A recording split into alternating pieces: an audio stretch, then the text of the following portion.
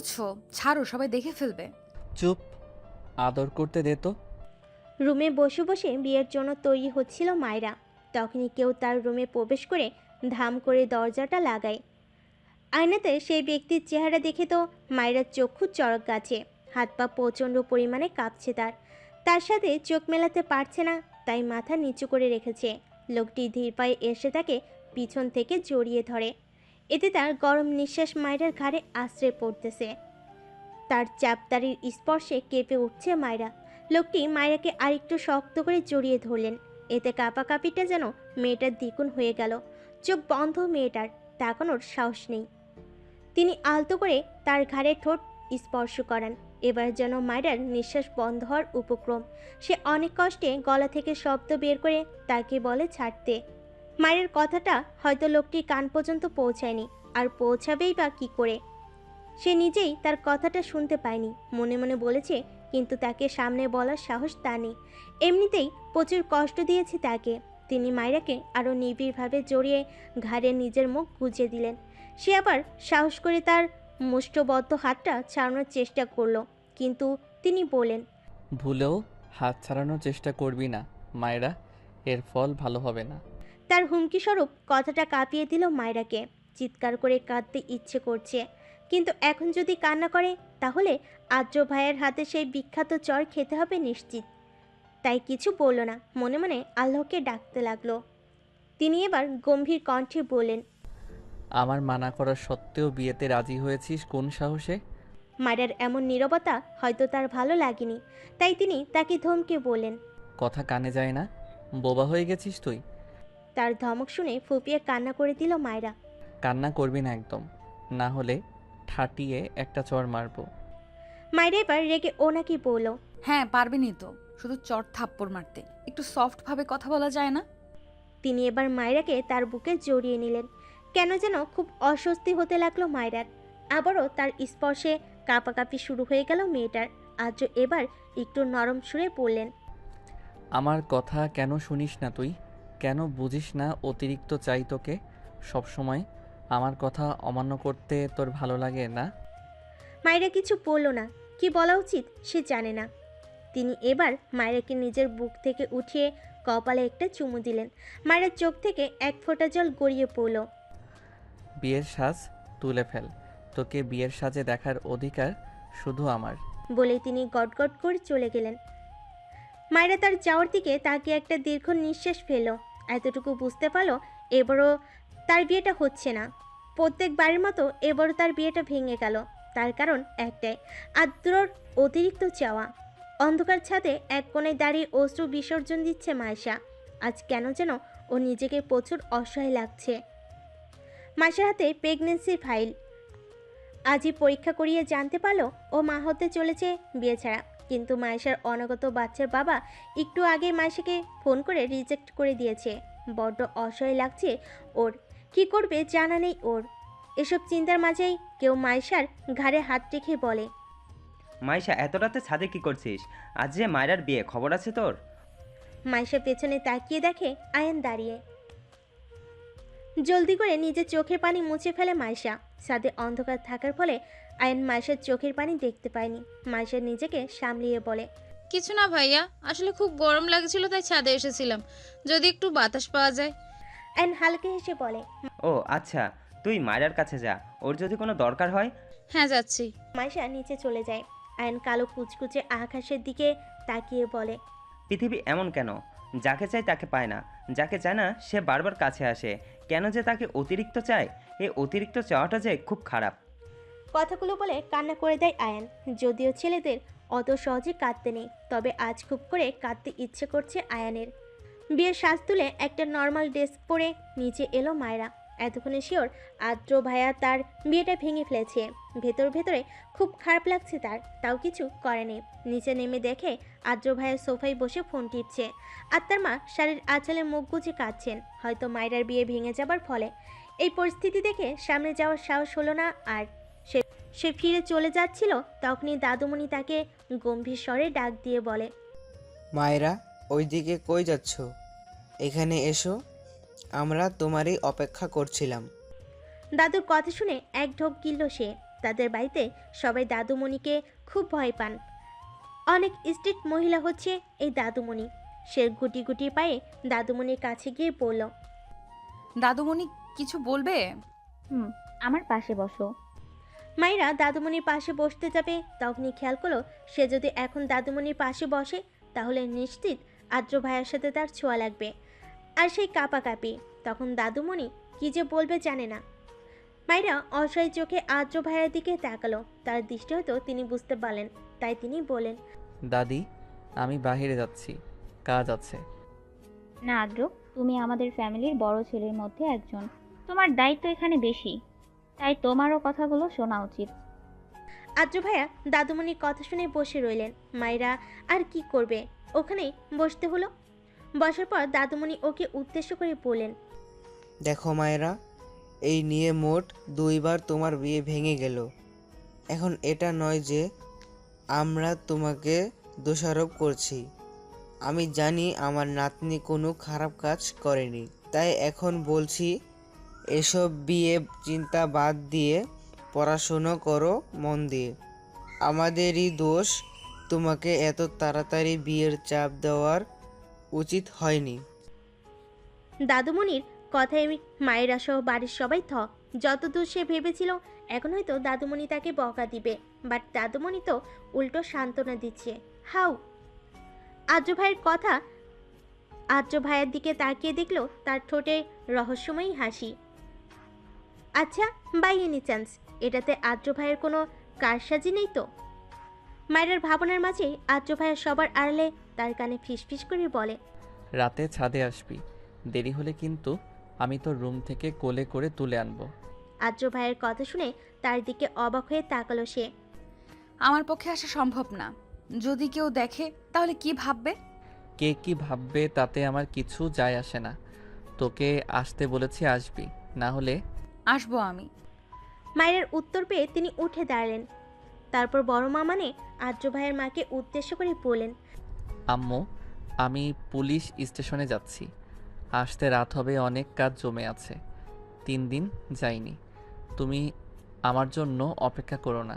তারপর তিনি মায়ের দিকে তাকিয়ে বললেন, মায়েরা তো আছেই, ও তো বেশ রাত পর্যন্ত পড়ে, ওর থেকে চেয়ে নিব, কিছু লাগলে তুমি ঘুমিয়ে পড়িও।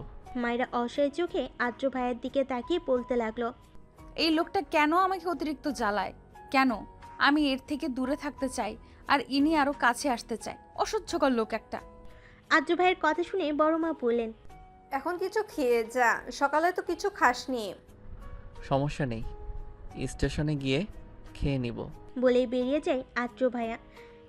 আগে থেকেই পুলিশের ইউনিফর্ম পরে রেডি ছিল। আদ্র পেশায় একজন পুলিশ অফিসার, যদিও এখন এসপি, কিন্তু বাড়ির কেউ চায়নি সে পুলিশ অফিসার হোক।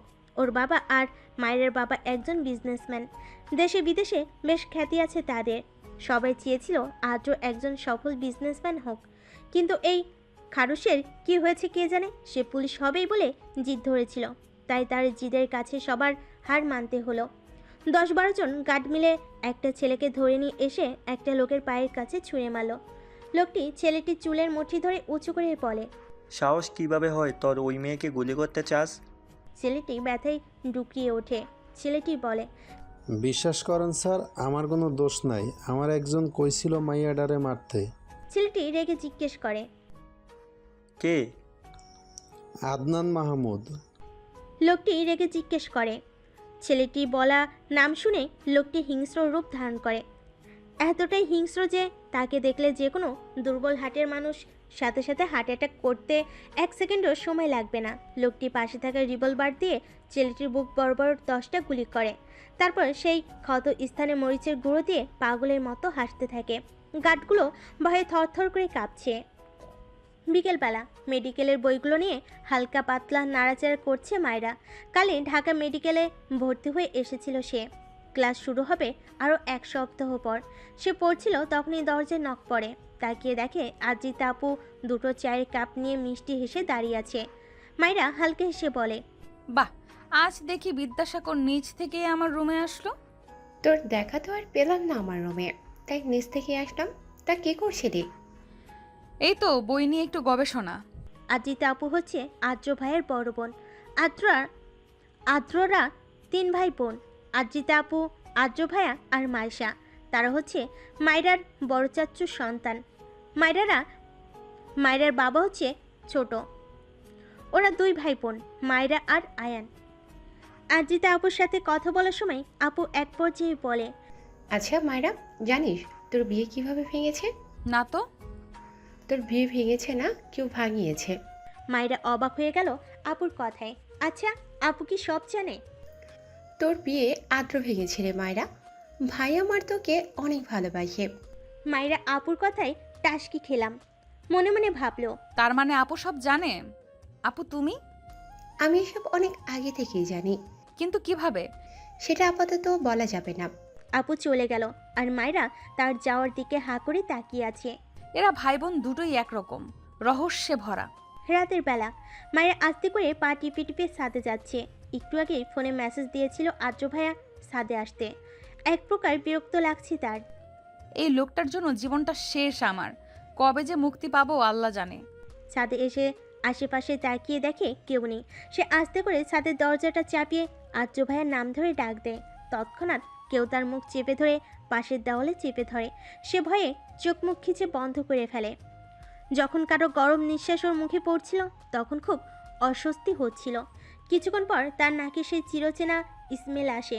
যতটুকু মনে পড়ে এই পারফিউম আদ্র ভাইয়া ইউজ করে। তার পছন্দের পারফিউম এটা। সে ধীরে ধীরে চোখ খুলে দেখে আদ্র ভাইয়া চোখ গরম করে তার দিকে তাকিয়ে আছে। তার এমন তাকানোর মানে মায়ের বোধগম্য হলো না। মায়েরা তাকে জিজ্ঞেস করলো, আদ্র ভাইয়া? আর কিছু বলতে পারলো না মায়েরা। তার আগেই তিনি ওর ঠোঁট আঁকড়ে ধরে খুব রুডলি কিস করতে থাকে। তার এহেন কাণ্ডে মায়েরা স্তব্ধ, হাত পা প্রচণ্ড কাঁপছে। কিছুক্ষণ পর তিনি নিজ থেকে ওকে ছেড়ে দিয়ে বললেন, নেক্সট টাইম ভাইয়া বলার আগে এটার কথা মনে করবি। মায়ের ঠোঁটে স্লাইড করে কথাটি বলল আদ্র ভাইয়া। তারপর নিজের ঠোঁট মুছতে মুছতে ছাদের এক কর্নারে চলে গেলেন। মায়ের এখনও স্তব্ধ হয়ে দাঁড়িয়ে আছে। অন্ধকার নিস্তব্ধ শহর, চারিদিকে কুয়াশা পড়েছে। সেই ঠান্ডার মধ্যে দাঁড়িয়ে আছে মায়রা। শুধু মায়রা না, আদ্র ভাইয়াও দাঁড়িয়ে আছে। সে যে ওর ঠোঁটে অবৈধভাবে কিস করে আকাশের দিকে তাকিয়ে আছে তার আর খবর নেই। এবার আর চুপ থাকতে পারলো না। আদ্র ভাইয়াকে জিজ্ঞেস করলো, আপনি আমার ঠোঁটে কিস করলেন কেন? কিছুটা রাগান্বিত স্বরে বলল, যাতে একটু হলো ভয় পেয়ে উত্তরটা দেয়। ওর প্রশ্নটা শুনে তার কোনো পরিবর্তন হলো না। কিছুটা মন খারাপ হলো ওর, কারণ তিনি কখনোই ওর কোনো প্রশ্নের উত্তর দেন না। বিরক্তিকর লোক একটা। মায়েরা চলে যাচ্ছিল, তখনই পিছন থেকে আদ্র ভাইয়া তার হাত ধরে বলে, তোর ঠোঁটে অবৈধভাবে টাচ করার ইচ্ছে আমার ছিল না, বাধ্য হয়েছি। আর কখনো যেন তোকে আমাকে ভাইয়া বলে ডাকতে না দেখি। তার কথায় বেশ অবাক হলো মায়েরা। তাকে জিজ্ঞেস করলো, আপনাকে ভাইয়া ডাকবো না তো কি বলবো? তাছাড়া বাড়ির সবাই বা কি বলবে? আপনি তো আমার অনেক বড়, নাম ধরে ডাকলে কেমন দেখায়? মাত্র 9 বছরের বড় আমি তোর, আর নাম ধরে তো আর ডাকতে বলছি না। আপনি করে ডাকবি তাহলেই চলবে, কিন্তু ভাইয়া কখনোই না। আদ্র ভাইয়ের কথাই কিছুটা রাগ হলো মায়রার। সে তাকে বলল, কেন ভাইয়া ডাকলে সমস্যা কি? আমি তো আপনার কথাটা বলতে যাবে তার আগে তিনি ওর ঠোঁটে আঙ্গুল দিয়ে বলে, হুশ, তুই আমার বোন কখনই না। আমার নিঃশ্বাস তুই, আমার অক্সিজেন তুই, আমার বউ তুই। তার কথায় কিছুটা ঝটকা খেলো মায়রা, কিন্তু পর মুহূর্তেই নিজেকে সামলে নিল। তিনি ওর থেকে কিছুটা দূরে দাঁড়িয়ে বললেন, আজকেই শেষ, এরপর আর কখনো বৈধ অধিকার ছাড়া তোকে টাচ করব না। মায়রা তার কথা শুনে মনে মনে বলে, সেটা হয়তো কখনোই হবে না আদ্র ভাইয়া, কারণ আমি চাই না অন্য কারোর ভালোবাসার মানুষ আমার স্বামী হোক। আপনি অন্য কারো, আমার না। কথাগুলো বলে আউরিয়ার চোখ থেকে মায়রার পানি গড়িয়ে পড়ল। সাথে সাথেই মুছে নিল, কারণ এটা যদি আদ্র ভাইয়া দেখে তাহলে খবর আছে। তিনি এরকমই, চোখের পানি সহ্য করতে পারেন না। আদ্র ভাইয়ের মুখের দিকে তাকিয়ে দেখলো মুখটা কেমন যেন শুকিয়ে আছে। তখনই মনে পড়ল আদ্র ভাইয়া সকালে না খেয়ে বের হয়েছিলেন, আর বাইরে কিছু খেয়েছেন বলে মনে হয় না, কারণ তিনি খুবই রুচিবাহী মানুষ। মায়রা তার কাছে এগিয়ে এসে বলল, আপনি তো সকালে কিছু খাননি, এখন একটু খেতে দেই। তুই খাবার রেডি কর, আমি আসছি। আচ্ছা, তাড়াতাড়ি আসবেন, বাইরে খুব ঠান্ডা, খাবার ঠান্ডা হয়ে যাবে। হুম। ছাদ থেকে নেমে এলো মায়রা। টেবিলে থাকা খাবারগুলো চটপট করে ওভেন থেকে গরম করে প্লেটে পেরে নিল। কিছুক্ষণ পর আদ্র ভাইয়া নেমে আসলেন। তার চোখ দুটো বেশ লাল হয়ে আছে, হয়তো ঠান্ডার জন্য। তিনি এসে চেয়ারে বসতে বসতে মায়রাকে উদ্দেশ্য করে বললেন, বাসার সবাই খেয়েছে? হুম। তুই খেয়েছিস? মায়রা কি বলবে বুঝতে পারছিল না, কারণ সে এখনো খায়নি। আর এটা যদি আদ্র ভাইয়া জানে, নিশ্চিত বকে খেতে হবে। তাই মিথ্যা করে বলল, হ্যাঁ খেয়েছি। আমার সাথে মিথ্যা বলিস কোন সাহসে? মায়রা ভয় পেল কিছুটা, তারপর নিজেকে সামলে পড়ল। মিথ্যা বলতে যাব কেন? একদম চুপ। আমি জানি তুই যখন মিথ্যা বলিস তখন নিজের হাতের আঙ্গুল মোস্টামুষ্টি করিস। অ্যান্ড নাও তুই এটাই করছিস। আদ্র ভাইয়ের কথা শুনে মায়েরা চোখ বন্ধ করে একটা নিঃশ্বাস ফেল। মনে মনে ভাবল, উনি এত ছোট্ট একটা জিনিসও খেয়াল করেন। আল্লাহ, আগে জানলে আরও খেয়াল রাখতাম। মায়েরা চুপ থাকা দেখে উনি আবার ধমক দিলেন, কি হলো বল, মিথ্যা বলছিস কেন? সরি, আর এমন হবে না। নেক্সট এমন হলে থাপড়িয়ে দাঁত ফেলে দিব, অসভ্য মেয়ে। মায়েরা মনে মনে তাকে হাজারটা গালি দিল। তখনই হাতে টান অনুভব করে। সামনে তাকিয়ে দেখে আদ্র ভাইয়া টান মেরেছে। তিনি ওকে টান দিয়ে পাশের চেয়ারে বসায়। সে হকচকিয়ে পড়ল। কি হয়েছে? এখনই আমার সামনে খাবার কমপ্লিট কর। আমি পরে খেয়ে নিব, প্রমিস। যেটা বলছি সেটা কর। কি আর করার, তার সামনে বসেই খেতে হচ্ছে। আগে জানলে তখনই খেয়ে নিত। আর চোখে তার দিকে তাকিয়ে দেখে তিনি মিটমিট করে হাসছেন। অবাক হলো কিছুটা, কারণ তিনি খুব কম হাসেন। সবসময় গম্ভীর ফেস নিয়ে ঘুরে বেড়ান। মায়েরা মনে মনে বলল, আমাকে চাপে ফেলে হাসা হচ্ছে, তাই না? ভালো হবে না তোর, বজ্জাত লোক একটা। খাবার শেষ করার পর বড় বড় পা ফেলে নিজের রুমে চলে আসলো মায়েরা। রুমে এসে বুকে হাত দিয়ে বড় বড় নিঃশ্বাস নিতে লাগলো। কেন জানি আদ্র ভাইয়াকে দেখলে ওর শ্বাসকষ্ট শুরু হয়ে যায়।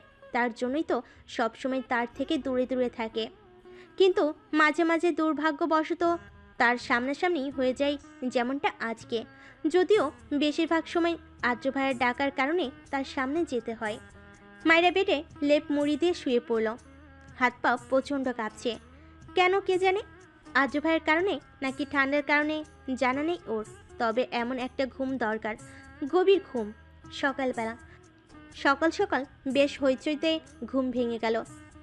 রুম থেকে বাইরে গিয়ে দেখে ওদের বাড়িটাকে বেশ সুন্দর করে ডেকোরেশন করা হচ্ছে। মা, বাবা, বড় চেঁচা, বড় চাচি সহ সবাই ব্যস্ত। কিন্তু এত কিসের ব্যস্ততা তাদের?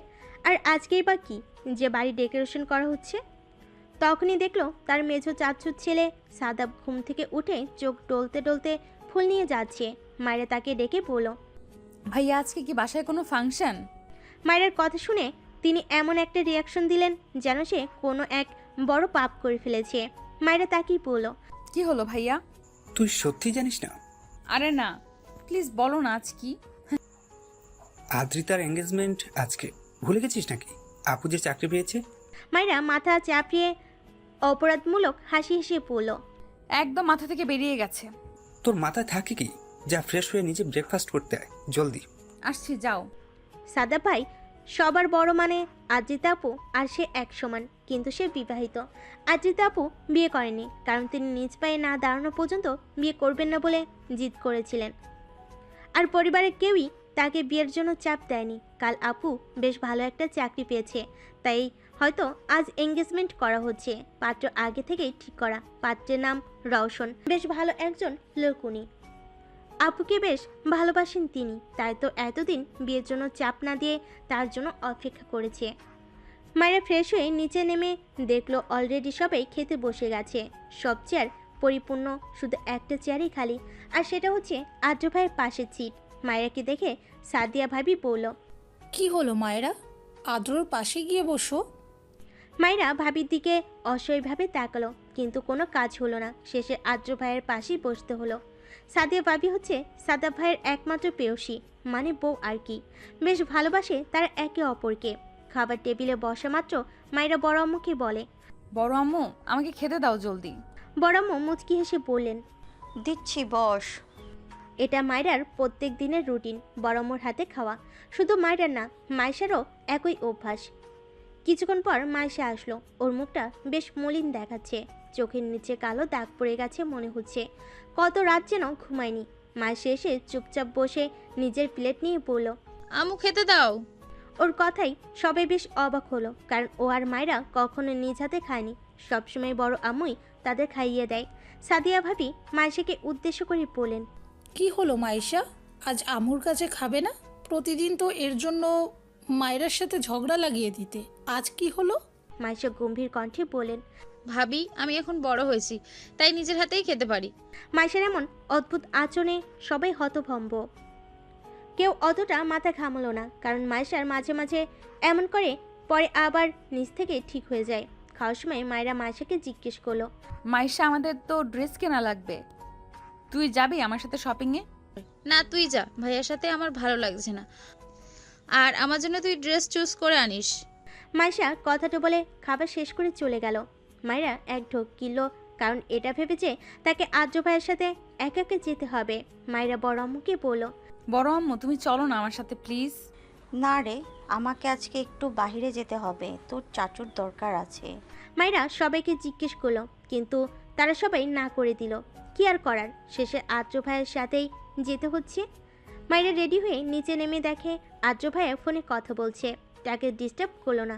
তিনি কথা বলা শেষ করে মায়েরাকে বললেন, রেডি হয়েছিস? আচ্ছা চল। তারপর বেরিয়ে গেল তারা। গাড়িতে বসা মাত্র মায়েরা সবসময় ঘুম চলে আসে, কিন্তু আজ আর ঘুম আসেনি আর্য ভাইয়ের কারণে। শপিং মলে পৌঁছে তিনি মায়েরার হাত ধরলেন। মায়েরা ভুরু কুচকে তার দিকে তাকালো। কি হলো? তিনি কিছু না বলে ওর হাত ধরে সামনে নিয়ে যেতে লাগলেন। তারপর একটা দোকানের ভিতর ঢুকে বললেন, ড্রেস দেখান। তার কথাটা শেষ না হওয়া মাত্রই দোকানের সকল স্টাফরা পুরো মার্কেটের অর্ধেক জামা এনে মায়েরার সামনে রাখলো। মায়েরা অবাক হয়ে তার দিকে তাকালো। তিনি পায়ের উপর পা তুলে বললেন, চুজ কর জলদি। মায়েরা নিজের মন মতো কয়েকটা ড্রেস নিল, তারপর তাকে বলল, হয়ে গেছে। তিনি মায়েরার হাতের দিকে তাকিয়ে পড়লেন, মাত্র 2টা? আর লাগবে না। আর্য ভাইয়া মায়েরার কথা শুনে পিছন গিয়ে প্রায় 7-8টার মতো ড্রেস এনে দোকানের মালিককে বললেন, সব প্যাক করে দিন। মায়েরা অবাক হয়ে তার দিকে তাকিয়ে আছে। শপিং মল থেকে বেরানোর পর ওর চোখ পড়ল ফুচকার দিকে। সে আর্য ভাইয়ের দিকে অসহায়ভাবে তাকিয়ে বলল, আমি ফুচকা খাবো। রেস্টুরেন্ট থেকে কিনে দিব। এখানকার ফুচকা ভালো না, পেট খারাপ হবে। কিন্তু মায়েরা তো জেদ ধরে বসেছে যে সে এখানকার ফুচকাই খাবে। অবশেষে তিনি রাজি হলেন। ফুচকার দোকানে গিয়ে ওর মাথায় একটা দুষ্টু বুদ্ধি এলো। ও আর্য ভাইয়ের দিকে তাকিয়ে একটা মুচকি হাসি দিল। তিনি ভুরু কুচকালেন। ও মনে মনে বলল, এবার বুঝবেন আমাকে জ্বালানোর মজা। আর্য ভাইয়া ওর মুচকি হাসি দেখে ভুরু কুচকালেন। তিনি ওকে কিছু বলতে যাবেন, তখনই তার ফোনে কল আসে। তিনি ফোন রিসিভ করে পাশে চলে যায়। আর্য ভাইয়া যাওয়ার পর মায়েরা জলদি করে ফুচকা বিক্রি করা মামাটাকে বলল, মামা, 1 প্লেট অনেক বেশি ঝাল দিয়ে বানাবেন, যাতে খেয়ে কান্না করে দেয়। ওর কথা শুনে লোকটি হতভম্ব হয়ে যায়। তিনি বলেন, কি কর মামা, এত ঝাল খাইতে পারবা? আরে মামা, এটা আমার জন্য না, আমার সাথে যে লোকটি এসেছে তার জন্য। আসলে তার মুখে কোনো স্বাদ নেই, তাই ডক্টর বলেছে তাকে বেশি করে ঝাল খাওয়াতে, তাহলেই স্বাদ ফিরে আসবে। কিন্তু তিনি মানতেই চায় না, তাই আর কি। ওর কথাটা তিনি বিশ্বাস করে ফেলেন। তিনি বলেন, আচ্ছা মা। মায়েরা মনে মনে বেশ হাসলো। আর্য ভাইয়ের কি হবে তা ভাবতেই ওর বেশ হাসি পাচ্ছে। কিছুক্ষণ পর আর্য ভাইয়া আসলেন। ওর প্লেটে 2টা ফুচকা দেখে তিনি চোখ ছোট ছোট করে জিজ্ঞেস করলেন, 2 প্লেট খেতে পারবি? মায়েরা মিষ্টি এসে উত্তর দিল, আমি কেন, আপনিও খাবেন, তাই তো 2 প্লেট অর্ডার দিলাম। তিনি আবারও নাক সিটকিয়ে বলেন, কখনো না, আমি এসব ফুটপাতের খাবার খাই না। প্লিজ আদ্র, আমার একটা রিকোয়েস্ট রাখবেন না? মায়ের কথা শুনে ওর হাত থেকে প্লেট নিয়ে বলে, খাচ্ছি, বাট আজকেই লাস্ট অ্যান্ড তোর জন্য। ওকে। তিনি চামচ দিয়ে একটা ফুচকা মুখে দেওয়ার পরই কেমন যেন কেঁপে উঠলেন। বুঝে গেল ঝালটা বেশি দেওয়া হয়েছে। কিন্তু অদ্ভুতভাবে তিনি একবারও থামলেন না। গপ গপ করে এক একটা ফুচকা খেতে লাগলেন। মায়েরা আর ফুচকা বিক্রেতা মামা অবাক হয়ে তাকিয়ে আছে। আর্য ভাইয়ের চোখ মুখ সহ নাকের ডগা পুরো লাল হয়ে আছে, তাও তিনি থামছেন না। ওনার মুখ এতটাই লাল বর্ণ ধারণ করেছে যে সুই দিয়ে খোঁচে দিলে রক্ত পড়া শুরু করবে নিশ্চিত। মায়েরার এবার বেশ ভয় হলো। তার কাছে গিয়ে পড়ল, প্লিজ থামুন, আপনার চোখ মুখ লাল হয়ে গেছে। বাট তিনি কোনো রেসপন্স করলেন না। পুরো প্লেট শেষ করে ওর হাতে 1000 টাকার নোট ধরিয়ে দিয়ে বললেন, তোর খাওয়া শেষ হলে পে করে আসিস, আমি গাড়িতে বসছি। বলেই চলে গেলেন। মায়েরা চটজলদি করে পে করে দিল। আপাতত ওর খাওয়ার রুচি নেই। কে জানে ওদিকে আদ্র ভাইয়ের কী অবস্থা। গাড়িতে গিয়ে নিজের সিটে বসলো। আদ্র ভাইয়ের দিকে তাকিয়ে দেখলো তিনি নিজের সিটে হেলান দিয়ে জোরে জোরে নিঃশ্বাস নিচ্ছেন আর একটু পরপর পানি খাচ্ছেন, কিন্তু কোনো কাজ হচ্ছে না। ঝাল এতটা বেশি দেওয়া হয়েছে যে আদ্র ভাইয়ের অবস্থা আরও খারাপ হয়ে যাচ্ছে। আদ্র ভাইয়ের অবস্থা দেখে চোখে পানি চলে আসলো মায়রার। মনে মনে অনেক অনুশোচনা হচ্ছে, কেন যে এমন করলো। মায়রা আর সহ্য করতে পারছিল না তার এমন অবস্থা, তাই চোখ বন্ধ করে নিজেকে শক্ত করে নিল। তারপর নিজের সিট বেল্ট খুলে তার ঠোঁট দুটো আঁকড়ে ধরে যতটুকু সম্ভব তার ঝাল কমানোর চেষ্টা করলো। ওর এমন কাজে আদ্র ভাইয়া চোখ বড় বড় করে তাকিয়ে আছেন ওর দিকে। হয়তো কখনো আশা করেনি ও এমন কিছু করবে। কিছুক্ষণ পর তার থেকে সরে এসে মাথা নিচু করে তাকে জিজ্ঞেস করলো, ঝাল কমেছে? তিনি বাঁকা হেসে জবাব দিলেন, অনেকটা। মায়েরা মুগ্ধ দৃষ্টিতে তার বাঁকা হাসির দিকে তাকিয়ে আছে। ওর খেয়ালও নেই ও একটু আগে কি করেছে। তিনি ওকে বললেন, এমন ঠোঁটের স্পর্শ পেলে প্রতিদিন ঝাল খেতে রাজি আছি। এটাই লাস্ট ছিল, আর আশা করবেন না। আমি এটা বাধ্য হয়ে করেছি। সেটা তো বিয়ের পর দেখা যাবে। By the way, thanks for it. মায়েরা ঠোঁটের দিকে ইশারা করে বললেন তিনি। কেন যেন হঠাৎই প্রচুর লজ্জা করছে মায়েরার, আর সাথে রাগও। ধুর, কেন যেন বেটাকে ঝাল খাওয়াতে গেলাম, শেষে ফাঁসলাম তো আমি। একে কখনো ঠিক করতে পারবো কিনা জানি না। মনে মনে কথাগুলো আউড়িয়ে নিজের চোখ বন্ধ করে রাগ কন্ট্রোল করার চেষ্টা করলো মায়েরা। আদ্র মুচকি হাসছে আর ড্রাইভ করছে, মাঝে মাঝে মায়ের দিকে তাকাচ্ছে। আদ্র জানতো যে মায়েরা ওর প্লেটে ঝাল মিশিয়েছে, তা সত্ত্বেও ও পুরো প্লেট শেষ করেছে। কেন করেছে তা জানা নেই ওর। আদ্র মনে মনে বেশ খুশি বলা চলে। মায়েরা একটা হোটেল রুমে বসে আছে। মনের ভেতর চিন্তা থাকলেও মুখে হাসি ফুটিয়ে রেখেছে। মাসার মন বলছে কোনো খারাপ কিছু হতে চলেছে, কিন্তু মাসা ঠিক করেছে না ওর সাথে কোনো খারাপ কিছু হবে না। মেঘ ওকে মেনে নিবেই। মেঘ হচ্ছে মাসার বয়ফ্রেন্ড আর মাসার অনগত বাচ্চার বাবা। মেঘ আজ একটু আগে মাসাকে ফোন করে এই হোটেল রুমটাতে আসতে বলেছে, কারণ হিসেবে বলেছে বাচ্চার ব্যাপারটা দেখবে। মাসা মেঘের কথা শুনে বেশ খুশি হয়েছে, কিন্তু ও আর কি জানে মেঘ ওর জন্য যে মৃত্যু জাল পেতে রেখেছে। মায়েরা বাসে এসে এক দৌড়ে নিজের রুমে চলে গেল, কারণ আপাতত আদ্র ভাইয়ের মুখ দেখার সাহস তার নেই। তাহলে নিশ্চিত লজ্জে আজর মৃত্যু হবে, অ্যান্ড তার পরের দিন নিউজ পেপারে হেডলাইন হবে, বিখ্যাত শিল্পপতি রাসেল খানের মেয়ে লজ্জায় মারা গেছে। তখন ব্যাপারটা বেশ খারাপ দেখাবে। তাই আদ্র ভাইয়ের থেকে নিজেকে আড়াল করলো ও। রুমে এসে দরজা লাগিয়ে জোরে কয়েকটা শ্বাস নিল। ওই মুহূর্তের কথা মনে পড়তেই কেন যেন গালগুলো লাল টকটকে হয়ে যাচ্ছে। আয়নার সামনে দাঁড়িয়ে নিজের গালে একটা থাপড় দিল। এত বোকা কেন তুই মায়েরা? কেন? শুধুমাত্র তোর জন্য আজ এই পরিস্থিতি হলো। ইস, কে জানে কালকে সকালবেলা আদ্র ভাইয়ের সামনে কিভাবে মুখ দেখাবো।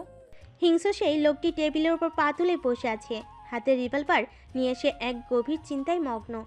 তখনই লোকটির কেয়ারটেকার সাহিল এসে পড়ল। স্যার। লোকটি রিভলভার থেকে নিজের নজর সরিয়ে সাহিলকে স্ক্যান করে ওকে জিজ্ঞেস করে, এনি নিউজ? জি স্যার। বল। স্যার, ম্যামকে যে গুলি করতে চেয়েছিল সেই লোকটা আজ রাতের ফ্লাইটেই সুইজারল্যান্ড যাচ্ছে। তো তোরা বসে বসে কি করছিস? যা প্রস্তুতি নেওয়া শুরু কর, আজ রাতেই ওনাকে ধরতে হবে। Okay sir. সাহিল চলে যাওয়ার পর বাঁকা হাসে লোকটি। লক্ষ্যের অনেক কাছে চলে এসেছে, জাস্ট আরেকটু অপেক্ষা, দেন আমার মিশন সফল হবে। মাইশা বসেছিল, ঠিক তখনই মেঘের আগমন। মুখে রহস্যময়ী বাঁকা হাসি। মেঘ দেখতে বেশ হ্যান্ডসাম, যে কোনো মেয়েই ওর উপর ঘায়েল। হয়তো এই সৌন্দর্য দেখেই মাইশা ওর প্রেমে পড়েছে। মেঘকে দেখে মাইশা দৌড়ে ওকে জড়িয়ে ধরে বলে, মেঘ, আমি জানতাম তুমি কখনো আমাকে ফিরিয়ে দেবে না, তাই তো আমাকে ডেকেছো, তাই না? মেঘ মাইশাকে বেশ জোরে একটা ধাক্কা দেয়, যার কারণে পড়তে পড়তে বেঁচে যায় মাইশা। মাইশা অবাক হয়ে মেঘের দিকে তাকায়। কে বলেছে আমি তোর মতো একটা চিপ মেয়েকে অ্যাকসেপ্ট করব? আমি তোকে এখানে ডেকে এনেছি তোর বাচ্চা নষ্ট করতে, যাতে ভবিষ্যতে আমার আর মিহির লাইফে কাটা হয়ে দাঁড়াতে না পারিস তুই। মাইশা স্তব্ধ। দুপুর 2টা 30 মিনিট। মায়েরা ছাদে দাঁড়িয়ে আছে প্রায় 1 ঘন্টা হলো। কিছুই ভালো লাগছে না।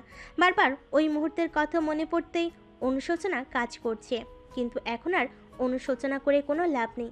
শুধু শুধু নিজের সময় নষ্ট করা। ছাদ থেকে নেমে দ্বিতীয় ফ্লোরে এসে দেখে বাসা পুরোপুরি ডেকোরেট করা হয়ে গেছে। সন্ধ্যার পরেই আপুর এঙ্গেজমেন্ট হবে, তাই সবাই বেশ ব্যস্ত, একমাত্র ও ছাড়া। রেলিং ধরে নিচে তাকিয়ে দেখলো আদ্র ভাইয়া কানে ব্লুটুথ লাগিয়ে কথা বলছে আর ডেকোরেট করতে আসে লোকগুলোকে কাজ দেখাচ্ছে। কাজে ভুল হলে ধমক না দিয়ে সুন্দরভাবে বুঝিয়ে দিচ্ছেন। মায়েরা তার দিকে এক দৃষ্টিতে তাকিয়ে আছে। এত শীতের মতো আদ্র ভাইয়ের কপালে বিন্দু বিন্দু ঘাম জমা হয়েছে। বড় বড় ঘন চুলগুলো কপালে এসে জমা হয়েছে। আদ্র ভাইয়া দেখতে বেশ ফর্সা। শুধু তিনিই না, ওদের ফ্যামিলির সবাই বেশ ফর্সা, কিন্তু তিনি একটু বেশি ফর্সা। আদ্র ভাইয়ের ডান গালে একটা তিল আছে, যেটা মায়েরার উইকনেস। মাঝে মাঝে ওর মনে হয় টুক করে তার তিলে একটা চুমু দিয়ে দিই। এসব ভাবতে ভাবতে দেখলো তিনি ওর দিকে তাকিয়ে মুচকি হাসছেন। মায়েরা আর তার চোখাচুকি হওয়া মাত্রই একটা চোখ টিপ দিলেন তিনি। মায়েরা এক দৌড়ে নিজের রুমে চলে গেল। মনে মনে বলল, এই লোকটা এত খারাপ কেন? সব সময় আমায় লজ্জায় ফেলে দেয়। আদ্র দাঁড়িয়ে দাঁড়িয়ে মুচকি হাসছিল। তখনই পেছন থেকে সাদের পেশে ওর পিঠে চাপড় দিয়ে বলে, বাহ, আজকাল দেখি একা একা হাসা হচ্ছে। তা কই, আমি যখন বলি একটু হাসতে তখন তো হাসিস না, ব্যাপার কি? আদ্র নিজের মাথা চুলকিয়ে বলে। নাথিং। সাদাব দুষ্টু হেসে বলে, প্রেমে পড়েছিস নাকি? সাদেবের কথা শুনে আদ্র একটা কাশি দেয়, তারপর বলে, কি আবল তাবল বলছিস ভাই? প্রেমে পড়বো তাও আমি? ইম্পসিবল। তুই যে প্রেমে পড়েছিস তা আমি জানি, এবং কার প্রেমে পড়েছিস তাও জানি। কার? আমার পিচ্চি বোন মায়রার। আদ্র চমকিত। এদিকে মেঘের কথা শুনে মার্শার চোখে পানি এসে গেছে। ও বলে, তার মানে তুমি আমাকে ভালোবাসো না? মেঘ তাচ্ছিলার হাসি দিয়ে বলে, তোকে ভালোবাসবো? আমার মাথা খারাপ নাকি? তাহলে এতদিন এসব কি ছিল? Time pass. মেঘের কথা শুনে মার্শা রেগে ওর গালে একটা থাপ্পড় দেয়। ছি, আমার ঘৃণা হচ্ছে। আমি তোমার মতো একটা লোককে ভালোবেসেছি। এতটা নিয়েছো তুমি? আমার বাচ্চাকে মেরে ফেলতে চাও? তোর বাচ্চাকে না মারলে আমার পথের কাটা কিভাবে দূর করবো জান? মেঘ মার্শার দিকে এগিয়ে যাবে, তখনই মার্শা মেঘকে নিজের সর্বশক্তি দিয়ে ধাক্কা মেরে হোটেল রুম থেকে বেরিয়ে যায়। মার্শা বেরিয়ে যাওয়ার পর মেঘ ওর যাওয়ার দিকে তাকে হাউমাউ করে কেঁদে ওঠে। ভালোবাসি প্রেয়সী, অনেক ভালোবাসি তোকে। আমি অতিরিক্ত চাই তোকে, কিন্তু তুই আমার ভাগ্যে নেই প্রেয়সী। আমি যে তোর জীবনে ক্ষণিকের, চাইলেও তোকে নিজের কাছে রাখতে পারবো না। তুই আইনের কাছেই ভালো থাকবি প্রেয়সী। কাঁদতে কাঁদতে মেঘের মুখ থেকে গলগল করে রক্ত পড়তে থাকে, কিন্তু তাও মার্শার নাম নিয়ে কান্না করে যাচ্ছে। কিছুক্ষণ পর হোটেল ম্যানেজার এসে মেঘকে হসপিটালে ভর্তি করে। মার্শা কাঁদতে কাঁদতে রোডে এসে পড়েছে। তখনই হঠাৎ করে মার্শা মাথা ঘুরে একটা গাড়ির সামনে পড়ে যায়। দুর্ভাগ্যবশত গাড়িটা আয়নের ছিল। ও মাত্রই হসপিটাল থেকে একটা সার্জারি শেষ করে বাড়ি যাচ্ছিল। আইন পেশায় একজন হার্ট সার্জনিস্ট। আইন গাড়ি থেকে নেমে মেয়েটাকে দেখে 1 সেকেন্ডে চিনে যায়। আইন মাইশাকে এভাবে দেখে ওর বুকে মোচড় দিয়ে ওঠে। আইন জলদি করে মাইশার কাছে গিয়ে ওকে কোলে করে গাড়িতে বসিয়ে জ্ঞান আনার চেষ্টা করে, কিন্তু মাইশার কোনো রেসপন্স করে না, কারণ মাইশার শরীর বেশ দুর্বল ছিল। আইন মাইশাকে হসপিটালে নিয়ে যাওয়ার জন্য সিদ্ধান্ত নেয়।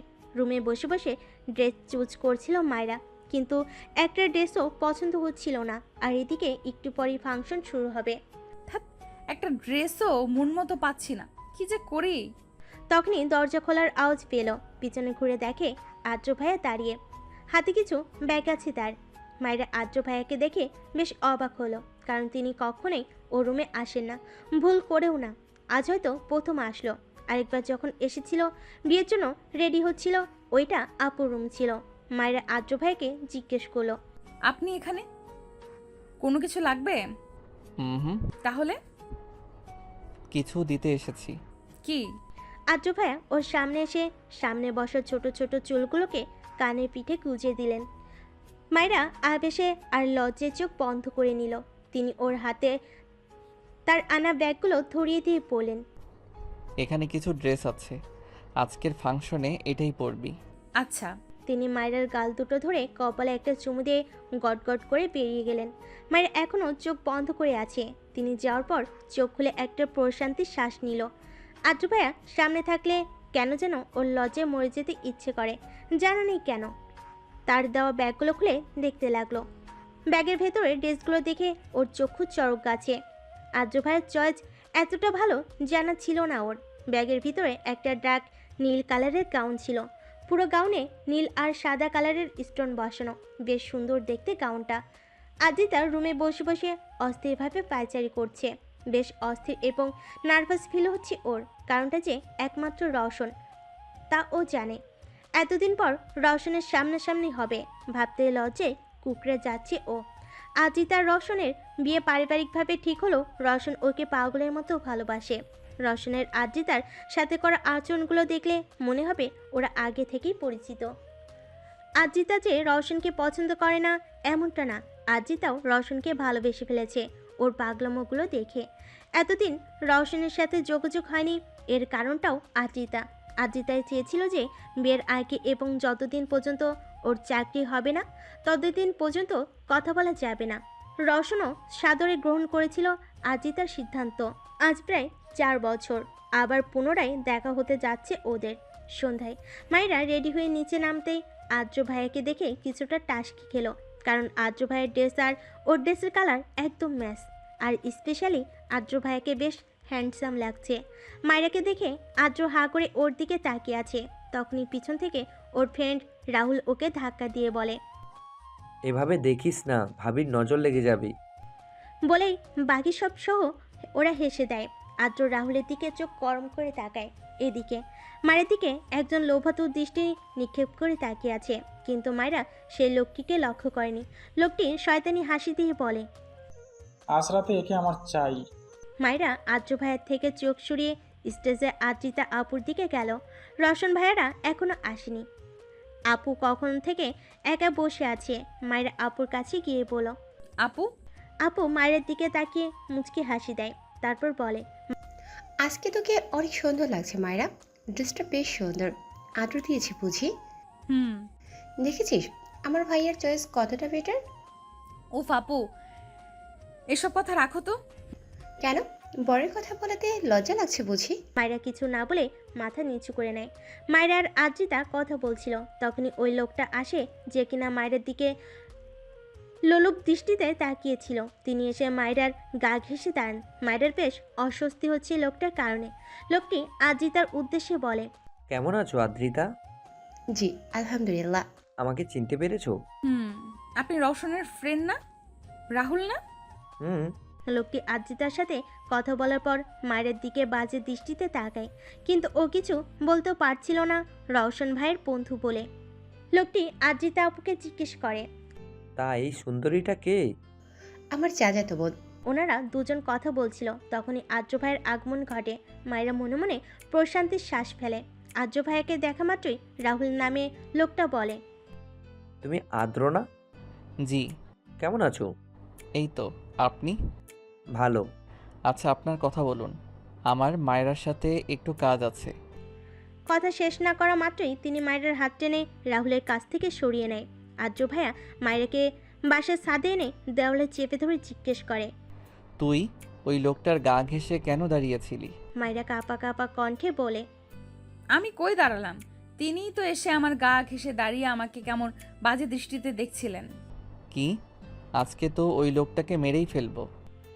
আদ্র ভাইয়া কথাটা বলে নিচে যাচ্ছিল, তখনই মায়েরা পিছন থেকে তার হাত টেনে বলে, আপুর এঙ্গেজমেন্টে কোনো সিনক্রেট করবেন না প্লিজ। তো তুই কি বলছিস, ওই লোকটাকে ছেড়ে দিব আমি? ইম্পসিবল। ছাড়তে তো বলছি না, জাস্ট ফাংশনটা শেষ হতে দিন, আপু না হলে অনেক কষ্ট পাবে। আদ্র ভাইয়া মায়ের কথা শুনে কিছু একটা ভাবলেন, তারপর ওকে উদ্দেশ্য করে বললেন, ঠিক আছে, বাট পুরো ফাংশনে তোকে আমার সাথে থাকতে হবে। আচ্ছা। আদ্র ভাইয়া মায়ের হাত ধরে নিচে নেমে গেলেন। মায়েরা মনে মনে ভাবল, যাক, সিনক্রেট থেকে তো বাঁচা গেছে, ফাংশনের পরেও সামলে নেওয়া যাবে। নিচে আসা মাত্রই রাহুল মায়েরাদের দিকে এগিয়ে আসে। তাকে দেখা মাত্রই আদ্র ভাইয়ের চোখগুলো লাল টকটকে হয়ে যায়। মায়েরার ভয় হচ্ছে যদি আদ্র ভাইয়া তার রাগ কন্ট্রোল করতে না পারে তখন কি হবে। রাহুল এগিয়ে এসে বলে, আরে তোমরা কই ছিলে? ফ্যাশন তো শুরু হয়ে গেছে। আদ্র ভাইয়া দাঁতে দাঁত চিপে বলে, আমাদের একটু কাজ ছিল। ও তা মায়েরা, তোমার সাথে তো পরিচিত হওয়া হয়নি, চলো একটু পাশে গিয়ে কথা বলি। মায়েরা কিছু বলতে যাবে তার আগে আদ্র ভাইয়া গটগট করে বলতে থাকে। ওর ফুল নেম তাহিরা ইসলাম মায়রা। এবার মেডিকেল ফার্স্ট ইয়ারে পড়বে। ও এই বাড়ির সর্বকনিষ্ঠ মেয়ে। বয়স 18 হবে আর কয়েক মাস পর। ও অনেক ভদ্র মেয়ে। কোনো ছেলের সাথে কথা বলা পছন্দ করে না, শুধুমাত্র কাজিন ছাড়া। আর কিছু জানার থাকলে আমাকে জিজ্ঞেস করবেন। থ্যাঙ্কস। আদ্র ভাইয়া কথাগুলো বলে মায়েরার হাত ধরে সামনে নিয়ে যায়। মায়েরা পিছে তাকিয়ে দেখে রাহুল ওর দিকে ভ্যাবা চেকা খেয়ে তাকিয়ে আছে। ওর বেশ হাসি পেল, তাই ফিক করে হেসে দিল। ওকে হাসতে দেখে আদ্র ভাইয়া ভুরু কুচকে জিজ্ঞেস করলেন, হাসছিস কেন? এমনি। মায়েরা আর আদ্র ভাইয়া স্টেজে গিয়ে দেখে রওশন ভাইয়া আর আজিত আপু কথা বলছে। ওদের দেখা মাত্রই রওশন ভাইয়া মুচকি হাসি দেয়, তারপর বলে, কেমন আছেন আপনার লাভ বার্ডস? রওশন ভাইয়ের কথা শুনে মায়েরা অবাকের চরম পর্যায়ে। মনে মনে ভাবলো, তার মানে রওশন ভাইয়াও জানে। হায় আল্লাহ, না জানি আরো কত লোক জানে। যদি একবার এই কথা তুর্নার কানে যায় তাহলে তো। তুন্নার কথা মনে করতেই কপালে বিন্দু বিন্দু ঘাম জমা হয় মায়রার। মায়রা ওর হাত আদ্র ভাইয়ার থেকে সারিয়ে নিল। আর যাই হোক, ও কারো জীবনে খেলতে পারবে না। বেঘরে ঘুমাচ্ছে মাইশা। একটু আগেই ওকে ঘুমিয়ে ইঞ্জেকশন দিয়েছে আয়ান। আয়ন একটা রিপোর্ট হাতে নিয়ে কেবিনের সোফায় বসে পড়ে। রিপোর্টটা মাইশার প্রেগনেন্সি রিপোর্ট ছিল। আয়নের মুখে চিন্তার রাশ স্পষ্ট। ও ভাবছে, মাইশা প্রেগনেন্ট, তাও ওর আবার বিয়ে হয়নি। কার বাচ্চার মা হবে ও? বাসায় জানলে কি যে হবে। আয়নের ভাবনার মাঝেই মাইশা ঘুমের মধ্যে কেমন যেন অদ্ভুত আচরণ করতে থাকে। বারবার কারোর নাম নিয়ে বিড়বিড় করতে থাকে ও। আয়ন মাইশার মুখের কাছে কান নিয়ে শোনার চেষ্টা করে ও কি বলছে। মাইশা বলে, মেঘ, মেঘ, আমাকে ধোকা দিও না। ও আমাকে ভালোবাসে, ও আমাকে ভালোবাসে। তাহলে মাইশার বাচ্চাটার বাবার নাম কি মেঘ? আজিতাপুর পাশে মনমরা হয়ে বসেছিল মায়রা। কেন যেন কিছুই ভালো লাগছে না। আদ্র ভাইয়া ওর না কথাটা মনে পড়তেই বুকে কেমন যেন মুচু দিয়ে উঠেছে। কিন্তু কেন ও তো আর আদ্র ভাইকে ভালোবাসে না? মায়রা এসব কথা ভাবছিল, তখনই আম্মু এসে বলে, মায়রা, তোর রুমে আমার ফোনটা রেখে এসেছি মনে হয়, একটু এনে দে না মা। আচ্ছা, যাচ্ছি। উপরে যাওয়ার আগে আদ্র ভাইয়ের দিকে তাকিয়ে দেখলো তিনি তার বন্ধুদের সাথে কথা বলায় ব্যস্ত। কেন যেন তাকে ডিস্টার্ব করতে ইচ্ছে করলো না, কারণ তিনি কখনো এমন ফ্রি টাইম পান না। মায়েরা একাই উপরে গেল। মায়েরা যখন উপরে যাচ্ছিল তখন সেটা দেখে শয়তানি হাসি দেয় রাহুল। মায়েরা উপরে যাওয়া মাত্রই রাহুলও সবার চোখ আড়াল করে মায়েরার পিছু পিছু যায়। 3-4 বছরের একটা বাচ্চার ছবি নিয়ে কাঁদছে একজন বৃদ্ধ লোক। বৃদ্ধ লোকটির বয়স 60 বছর তো হবেই। বৃদ্ধ লোকটি বাচ্চাটির ছবিতে চুমু দিয়ে কেঁদে বলে, আর কত অভিমান করে থাকবি দাদু, এবার তো ফিরে আয়। পুরো 13টা বছর দূরে থেকেছিস, কতদিন তোকে দেখি না, একবার ফিরে আয় দাদু। বৃদ্ধ লোকটি কাঁদছিলেন। তখনই রুমে ঢুকে আদনান মাহমুদ। মুখে বিরক্তির ছাপ স্পষ্ট। তিনি বিড়বিড় করে বললেন, আজ এই বুড়োকে কি বাহানা দিব কে জানে। আদনান মাহমুদকে দেখা মাত্র বৃদ্ধ লোকটি তার চোখের পানি মুছে আশার আলো নিয়ে তার দিকে তাকিয়ে জিজ্ঞেস করে, কোনো খবর পেলি সুহার আদনান? তিনি ন্যাকা কান্না করে বলে, না বাবা, অনেক খুঁজেছি, সোহার কোনো খোঁজ পেলাম না। বৃদ্ধ লোকটির আশার আলো যেন নিমেষেই নিভে যায়।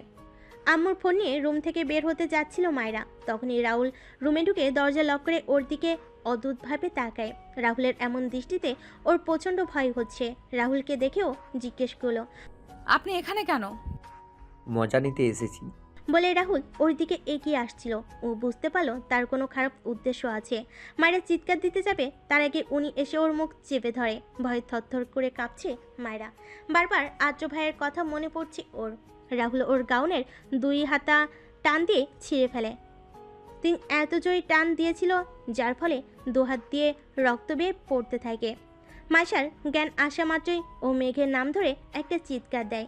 আইন জলদি করে মাইশার কাছে গিয়ে জিজ্ঞেস করে, মাইশা কি হয়েছে? চেঁচাচ্ছিস কেন? খারাপ স্বপ্ন দেখেছিস?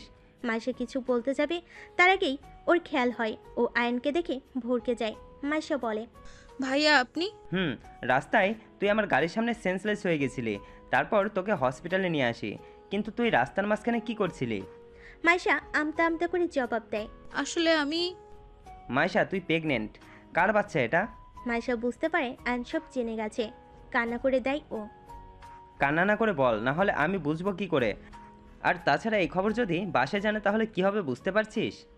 আয়ান ভাইয়া আসলে কান্নার কারণে কথা বলতে পারছে না মাইশা। ও আয়নকে কি বলবে বুঝতে পারছে না। অক্সিজেন মাস্ক পরিয়ে রাখা হয়েছে মেঘকে। ওর অবস্থা বেশ খারাপ। ব্রেন টিউমারের সেকেন্ড স্টেজে আছে মেঘ। কিছুদিন পর মেঘের কেবিনের দরজা খুলে হুড়োহুড়ি করে প্রবেশ করে মেঘের বোন আর ফ্রেন্ড। মেঘের এই অবস্থা দেখার পর কান্না করে দেয় মেঘলা। মেঘলা মেঘের পাশে বসে জিজ্ঞেস করে, মেঘ, কিভাবে হলো এসব? আমাদের জানানোর প্রয়োজনও মনে করলি না। মেঘ আস্তে করে চোখ খুলে মেঘলার দিকে তাকায়। আমি নিজেও কয়েকদিন আগে জানতে পেরেছি, তোকে কিভাবে বলবো আপু? মাইশা কই? কেমন আছে ও? মাইশা তো প্রেগনেন্ট ছিল, ওকে কি বলেছিস?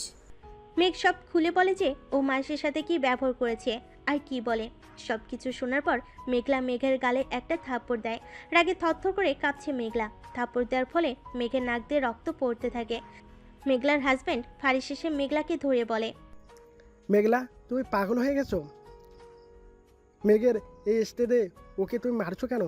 তাহলে কি করব তুমি বলো? মাইশা প্রেগনেন্ট, ওকে এই স্টেজে এতটা স্ট্রেস দিল কেন ও? এতে ওর ওপর কতটা এফেক্ট হতে পারে মেঘের কোনো আইডিয়া আছে? আমি মরে গেলেও আইন ওকে ঠিকই সামলাতে পারবে। মেঘলা আর ফারিস কিছুটা চমকে বলে, আয়ানকে? আদ্র ফোনে কথা বলে স্টেজের দিকে তাকিয়ে দেখে মায়েরা নেই। আদ্রর বুকে মোচু দিয়ে ওঠে। ও আশেপাশে তাকিয়ে মায়েরাকে খুঁজতে চেষ্টা করে, কিন্তু কোথাও পায় না মায়েরাকে। রাহুল মায়ের ড্রেসের চেনে হাত দিবে তার আগেই ও রাহুলের হাতে কামড় দিয়ে আদ্র ভাইয়ের নাম ধরে জোরে একটা দাগ দেয়। আদ্র তখন ওই রুমের পাশ দিয়ে যাচ্ছিল। মায়েরার গলার আওয়াজ শুনে জলদি করে রুমের দিকে এগিয়ে যায়, কিন্তু ডোর লক ছিল। আদ্রর কাছে ওই রুমের ডুপ্লিকেট চাবি ছিল। চাবি দিয়ে দরজা খুলে আদ্রের চোখ ছানা পড়া। আদ্রের রাগের কারণে কপালের রগ ফুলে উঠেছে। আদ্র ভাইয়াকে দেখে মায়ের কলিজা ঠান্ডা হয়। ও রাহুলকে ধাক্কা দিয়ে আদ্র ভাইয়ার বুকে ঝাঁপিয়ে পড়ে। আদ্র ভাইয়াকে দেখে রাহুল তার হাতের বাঁধন আলগা করে দেয়, যার ফলে ওর তাকে ধাক্কা দিতে বেশি কষ্ট হয়নি। মায়েরা আদ্র ভাইয়াকে শক্ত করে জড়িয়ে ধরে কান্না করে দেয়। হাত পা প্রচণ্ড পরিমাণে কাঁপছে ওর। আদ্র মায়ের অবস্থা দেখে মাথা কাজ করা বন্ধ করে দিয়েছে। ওর বারবার মনে হচ্ছে এই অবস্থার জন্য ও দায়ী। মায়েরার কান্নার আওয়াজে ফাংশনের বেশ মানুষ ওই রুমে উপস্থিত হয়। বাড়ির সবাইকে দেখে বেশ ভয় হচ্ছিল মায়েরার। কে জানে তারা কে কিভাবে বিষয়টা নেবে। এত মানুষ দেখে আদ্র ভাইয়া তার পরনের ব্লেজারটা খুলে ওকে পরিয়ে দিয়েছে। আম্মু এসে মায়েরাকে বলে, আম্মু, কি হয়েছে তোর? ঠিক আছিস তুই? মায়েরা কি বলবে বুঝতে পারছে না। আশেপাশে মানুষজন সব বিড়বিড় করে বলছে, আহারে বেচারা, মেয়েটার অল্প বয়সে ইজ্জতটা গেল। তাদের কথা শুনে আদ্র ভাইয়া হুঙ্কার দিয়ে বলে, কিছু হয়নি মায়েরার, সময় মতো এসেছিলাম আমি। উল্টাপাল্টা কিছু বলবেন না আপনারা। আদ্র ভাইয়া কথাটি বলে তার শার্টের হাতা ফোল্ড করে রাহুলের দিকে এগিয়ে যায়। পুরো বাড়ি থমথমে হয়ে আছে। বাড়ির সবাই বেশ রেগে আছে। আম্মু তো এখনো কান্না থামেনি। বাড়ির সব গেস্টরা চলে গেছে। আর রাহুল, সে তো আদমরা হয়ে পড়ে আছে। কিছুক্ষণ আগেই আদ্র ভাইয়া আর সাদাব ভাইয়া মিলে বেশ মার দিয়েছে রাহুলকে। আদ্র ভাইয়া তো মেরেই ফেলতো তাকে, কারণ অনেক কষ্টে আটকিয়েছে সাদাব ভাইয়া। রওশন ভাইয়া মাথা নিচু করে দাঁড়িয়ে আছে, জানা নেই কেন।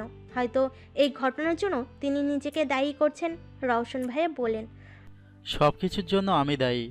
আর যদি আমি রাহুলকে ইনভাইট না করতাম তাহলে এমন পরিস্থিতি আসতো না। রওশন ভাইয়ের কথা শুনে বাবা বলে, না রওশন, এখানে তোমার কোনো দোষ নেই। তুমি কি আর জানতে যে রাহুল এমনটা করবে? হ্যাঁ। রওশন ভাইয়া হ্যাঁ শুনে সবাই যেন আকাশ থেকে পড়ল। আদ্র ভাইয়া বেশ রেগে জিজ্ঞেস করলেন, মানে কি? রওশন ভাইয়া আহত কণ্ঠে বললেন, আসলে রাহুল আগে থেকেই এমন ছিল। এর আগেও 3-4টা মেয়েকে রেপ করেছে ও, কিন্তু ও বেশ ভালো ঘরে ছেলে হওয়াতে ছাড়া পেয়ে গেছে। ওর এমন আচরণে আমি ওর সাথে মেশা বন্ধ করে দিয়েছি। কিন্তু কাল হঠাৎ ও আমার পা ধরে মাপ চেয়ে বলে ও নাকি ভালো হয়ে গেছে, আগের মতো নেই। রাহুল আমার ছোটকালের ফ্রেন্ড ছিল, তাই ওকে ফিরিয়ে দিতে পারিনি। রওশন ভাইয়া কথাগুলো বলার সময় চোখ থেকে তার পানি গড়িয়ে পড়ে। আদ্র ভাইয়া রেগে রওশন ভাইয়ের কলার চেপে ধরে, আপনার আরেকটু খেয়াল রাখা উচিত ছিল। জানেন আজকে মায়েরার সাথে কি হতে পারতো? আদ্র ভাইয়ের এমন আচরণে সবাই কিছুটা অবাক হলেও মায়েরা স্বাভাবিকভাবেই তার দিকে তাকিয়ে আছে। বড় আপু রেগে আদ্র ভাইয়াকে ধমক দেন। তিনি বলেন, আদ্র কি করছো? এখানে রওশনের কোনো দোষ নেই। সব সমস্যার মূল রাহুল, আর ওর ব্যবস্থা আমি। বড় আপুর কথা শেষ না করতেই আদ্র ভাইয়া বলে, খবরদার, রাহুলের যা করার আমি করব, কেউ ওকে টাচ করবে না। আদ্র ভাইয়ের এমন রাগ মিশ্রিত কণ্ঠ শুনে বাড়ির সবাই কিছুটা ভয় পেল, কারণ তারা জানে আদ্র ভাইয়ের রাগ চরম পর্যায়ে গেলে কি হয়। বড় আপু বলেন, আচ্ছা, তোমার যা করার করো, আমরা কেউ কিছু বলবো না। আদ্র ভাইয়া তার গার্ডদের ডেকে বললেন। একে নিয়ে যাও। গার্ডরা রাহুলকে টেনে হিঁচড়ে নিয়ে যায়। রাহুল টু শব্দ করলো না, কারণ সে সেন্সে নেই। মায়ের খুব খারাপ লাগছিল, তাই আম্মুকে বলল, আম্মু আমার ভালো লাগছে না, আমি রুমে যাব। আচ্ছা চলো। তোমার আশা লাগবে না, তুমি এখানে থাকো, আমি একটু একা থাকতে চাই। আম্মু মায়ের কথা শুনে কপালে একটা চুমু দিয়ে বললেন, আচ্ছা যাও। মায়েরা উঠে রুমের দিকে যাবে, তার আগে পায়ের ব্যথার কারণে পা ধরে নিচে বসে পড়ল। পায়ের দিকে তাকিয়ে দেখলো বস বড় একটা কাজ ঢুকে গেছে। আম্মু আব্বু সবাই এগিয়ে আসলেন ওর দিকে। আব্বু বলল, কি হয়েছে আম্মু? বাবা পায়ে কাজ ঢুকে গেছে। মায়ের কথা শুনে বড় আম্মু রেগে গিয়ে সার্ভেন্টদের ডেকে বললেন, কি কাজ করো তোমরা? ঠিকভাবে বাসাটা পরিষ্কার করতে পারো না? সার্ভেন্টদের মধ্যে একজন রেগে বললেন, চুপ করো আর দেখো এখানে আরও কোনো কাচের টুকরো আছে কিনা। সার্ভেন্টরা জায়গা পরিষ্কার করতে লাগলো। আদ্র ভাই এসে মায়েরাকে কোলে তুলে নিলেন। মায়েরা তার দিকে অবাক হয়ে তাকিয়ে আছে। আশেপাশে তাকিয়ে দেখে সবে আদ্র ভাইয়ের দিকে তাকিয়ে আছে। আদ্র ভাইয়া ভুরু কুচকে বললেন, এভাবে তাকিয়ে আছে কেন সবাই? তুই ওকে কোলে নিলি কেন? আমি ওকে রুমে নিয়ে ব্যান্ডেজ করে দিব। এমনিতেও ও তো এখন আর উপরে যেতে পারবে না। হ্যাঁ সেটাই ভালো, তুই মায়রাকে ব্যান্ডেজ করে দিস, আর হ্যাঁ খেয়াল রাখিস যেন ও ব্যথা না পায়। হুম। বড়ম্মর উদ্দেশ্যে কথাটি বলে আদ্র ভাইয়া ওকে কোলে করে উপরে নিয়ে যান। মায়েরা লজ্জায় মাথা নিচু করে আছে, হাত পা প্রচণ্ড কাঁপছে। এই প্রথম আদ্র ভাইয়ের কোলে উঠল মায়েরা, তাও বাড়ির সবার সামনে। ইস, কেন যে পায়ে কাজ ঢুকতে গেল, তাহলে হয়তো এতটা লজ্জার সম্মুখীন হতে হতো না। আদ্র ভাইয়া মায়েরাকে রুমে এনে সোফায় বসিয়ে দিলেন। তারপর ফার্স্ট এইড বক্স এনে ওর হাতের দিকে হাত বাড়াবেন। তার আগে মায়েরা তার হাত ধরে বলে, আমি হাতের রক্ত ক্লিন করতে পারবো। জানা আছে কি ক্লিন করবি, এখন আমাকে আমার কাজ করতে দে। তার ধমকে কেঁপে উঠল। মায়েরা ওর সিদ্ধান্তে অটল, তাকে দিয়ে ওর হাত স্পর্শ করাবে না এটাই ভেবে রেখেছে। কিন্তু তিনি ওর কথা শুনলেন না। ওর হাত থেকে আস্তে আস্তে ব্লাড ক্লিন করতে লাগলেন। তার এক একটা স্পর্শ যেন ওর শ্বাস থমকে দেওয়ার জন্য যথেষ্ট। কেন যে আদ্র ভাইয়ের স্পর্শে এতটা অদ্ভুত ফিলিংস আসে জানে নেই। কই সাদ্দাব ভাই যখন ওর হাত ধরে তখন তো এমন কোনো অদ্ভুত ফিলিংস হয় না, তাহলে আদ্র ভাইয়ের টার্সে কেন এমন হয়? এসব ভাবতে ভাবতে ওর গাল দুটো লাল টমেটোর মতো হয়ে ওঠে। আদ্র ভাইয়ের দিকে তাকিয়ে দেখে তিনি মনোযোগ সহকারে ব্লাড ক্লিন করতে ব্যস্ত। হাতের ব্লাড ক্লিন করা হলে তিনি অতি যত্ন সহকারে হাতে ব্যান্ডেজ করে দেয়। তারপর ওর দিকে তাকিয়ে বাঁকা হাসি দিয়ে বলে, তোর এই টমেটোর মতো গাল দেখলে ইচ্ছে করে কামড়ে খেয়ে ফেলি। আদ্র ভাইয়ের কথা শুনে তার দিকে ড্যাপ ড্যাপ করে তাকিয়ে থাকে, পরে মাথা নিচু করে নেয়। লোকটা এতটা বেহায়া কেন? সব সময় কোনো না কোনো কথায় আমাকে লজ্জায় ফেলে দেয়। আমি বেহায়া দেখেই তো তুই এত ভদ্র। বেহায়া না হলে তোর মতো নিরামিষকে হ্যান্ডেল করতাম কি করে? তার থেকে কথা শুনে ওর মাথা চক্কর দিয়ে উঠল। মায়েরা তাকে বলে, আপনি আমার মনের কথা শুনলেন কি করে? মনের কথা কেন, আমি তোর সব কথাই শুনতে পাই। তোর চোখের ভাষা, তোর ইশারা সব। ভালোবাসি যে তোকে, এতটুকু না বুঝতে পারলে কি করে হয়? তার কথা শুনে কি উত্তর দিবে জানে না, কিন্তু এতটুকু জানে তিনি ওকে প্রচণ্ড ভালোবাসে। কিন্তু এই ভালোবাসার কোনো মানে নেই, এটা অসমাপ্ত ভালোবাসা, এটা কখনো পূর্ণতা পেতে পারবে না। বেশ খারাপ লাগছে ওর, বুকে চাপ অনুভব করছে অনেক। কেন যেন এই কথাগুলো ভাবলেই খারাপ লাগা কাজ করে। হঠাৎই অনুভব করলো কেউ ওর পা স্পর্শ করেছে। তাকিয়ে দেখে আদ্র ভাইয়া। জলদি করে পা সরিয়ে নিল ও। ওর পা সরানোর কারণে বিরক্ত হয়ে বলেন, কি হয়েছে, পা সরালি কেন? আপনি আমার পা টাচ করছেন কেন? পা না টাচ করলে ওষুধ কি মুখ দিয়ে লাগাবো? তার এমন রাগ মিশ্রিত কণ্ঠে কিছুটা অবাক হলো। মায়েরা তাকে বলল, আপনি তো আমার বড়, তাহলে কিভাবে? বড় ছোট এসবে কিছু আসে যায় না। এখন জলদি পা দে, না হলে থাপ্পড় দিব কিন্তু। না চাইতেও পা এগিয়ে দিতে হলো ওকে। আর্য ভাইয়া মায়ের পায়ের ব্লাড ক্লিন করে ব্যান্ডেজ করে দেয়। ওর প্রচুর আনইজি ফিল হচ্ছে, খারাপ লাগছে বলা চলে, কারণ আর্য ভাইয়াকে দিয়ে নিজের পা ছুতে দেওয়ার ইচ্ছে একেবারেই ছিল না ওর। হঠাৎ আর্য ভাইয়া ওকে কোলে তুলে নিলেন। মায়ের চমকে তাকে জিজ্ঞেস করে, আবার কোলে তুলছেন কেন? তিনি মায়েরাকে কিছু না বলে বাইরে নিয়ে যেতে থাকে। মায়েরা তাকে বারবার জিজ্ঞেস করছে কই নিয়ে যাচ্ছেন, কিন্তু তিনি কোনো উত্তর দিলেন না। নিচে এসে ওদের আবার এভাবে দেখে আদ্রিতা আপু ভুর কুচকায়। আপু বলে, আদ্র, ওকে আবার নিচে নিয়ে এসেছিস কেন? রুমে রেস্ট করুক। ওকে হসপিটালে নিয়ে যাচ্ছি। কেন, মায়ের বেশি খারাপ লাগছে নাকি? হুম, পায়ে কাজ ঢুকেছে, তাই একবার আয়নার থেকে চেক আপ করিয়ে আসি, পরে যদি ইনফেকশন হয়। আরে গাধা, এতটুকু কাজ ঢোকায় ইনফেকশন হয় না। তারপরও তোর যদি ভয় থাকে তাহলে যা হসপিটালে নিয়ে। মায়েরা তাদের কথার মাঝে ফ্রন কেটে বলে, আরে না আপু, এতটুকু কাজ ঠোকাতে হসপিটালে যাওয়ার কি আছে? আমি ঠিক আছি, ইনফেকশন হবে না। বেশি বুঝিস তুই? তোকে কথা বলতে বলেছি নাকি চুপ থাক তুই? আমার জিনিসের কেয়ার আমি নিজেই রাখতে পারি। আদ্র ভাইয়ের কথা শুনে আদ্রিতা আপু মুখ টিপে হাসছে। হলরুমে কেউ নেই, শুধুমাত্র আদ্রিতা আপু ছাড়া। আদ্র ভাইয়ার শেষের কথাটা শুনে মায়েরা প্রচণ্ড রকমের অবাক। আদ্র ভাইয়া ওকে কোলে রেখে গাড়ি স্টার্ট দিলেন। মায়েরা বিরক্ত হয়ে বলল, আমি সিটে বসবো? কোনো দরকার নেই, চুপচাপ বসে থাক। বেশ বিরক্ত হলো তার এরূপ আচরণে মায়েরা। মাইশা কান্না করতে করতে আয়নকে বলে, মেঘের সাথে আমার রিলেশন কলেজ লাইফ থেকে, অনেক ভালোবাসি আমরা একে অপরকে। আমাদের রিলেশনের কথা মেঘের বড় বোন মেঘলাপুও জানতো। তার মধ্যে একদিন ভুল করে আমার আর মেঘের মধ্যে ফিজিক্যাল রিলেশন হয়। যদিও ভুলটা সম্পূর্ণ আমার প্রেগনেন্ট হওয়ার পর আমি ভয় পেলেও মেঘ আর মেঘের বড় বোন মেঘলাপু বেশ খুশি ছিলেন। মেঘলাপু আমাদের কাবিন করিয়ে রেখেছে আমার প্রেগনেন্ট হওয়ার পর। তার মানে তুই মেঘের লিগ্যালি ওয়াইফ? হুম। তারপর বিয়ের পর মেঘ কেমন অদ্ভুত আচরণ করতে থাকে, আমাকে ইগনোর করে, অন্য মেয়েদের সাথে রিলেশন করে। আমাকে মেঘ বলে যে ওর নাকি আমাকে আর ভালো লাগে না, কিন্তু আয়ান ভাইয়া আমি শিওর মেঘ মিথ্যা বলছে, ওর কোনো প্রবলেম হয়েছে। তারপর মাইশা কিছুক্ষণ আগে ঘটে যাওয়া ঘটনা খুলে বলে। সব শুনে আয়ন দীর্ঘ নিঃশ্বাস ফেলে। ও বুঝতে পারছে না ওর এখন কি করা উচিত। আয়ন মাইশাকে বলে, তুই চিন্তা করিস না, আমি দেখছি কি করা যায়। ভাইয়া বাসার সবাইকে কি বলবো? আমি দেখছি, রেস্ট। আয়ন নিজের অ্যাপ্রন হাতে নিয়ে উঠে দাঁড়ালো। তারপর মাইশার দিকে তাকিয়ে একটা হাসি দিয়ে বলল, কর। আয়ন বেরোতে যাবে তখন একজন নার্স হন্তদন্ত হয়ে এসে কেবিনে এসে আয়নকে উদ্দেশ্য করে বলে, স্যার। হ্যাঁ বল। স্যার, আদ্র স্যার এসেছে মায়রা ম্যামকে নিয়ে। আদ্রের নাম শুনে মাইশার গলা শুকিয়ে আসছে। আয়ন একবার মাইশার দিকে তাকিয়ে তারপর নার্সকে বলে, হঠাৎ? স্যার, মায়রা ম্যামের পায়ে বেশ ব্যথা পেয়েছে আর হাতে ব্যান্ডেজও দেখলাম। হোয়াট? মায়েরার এই অবস্থা শুনে আয়নের বুকে মোচড় দেয়। মায়েরা অনেক আদরের আয়নের কাছে।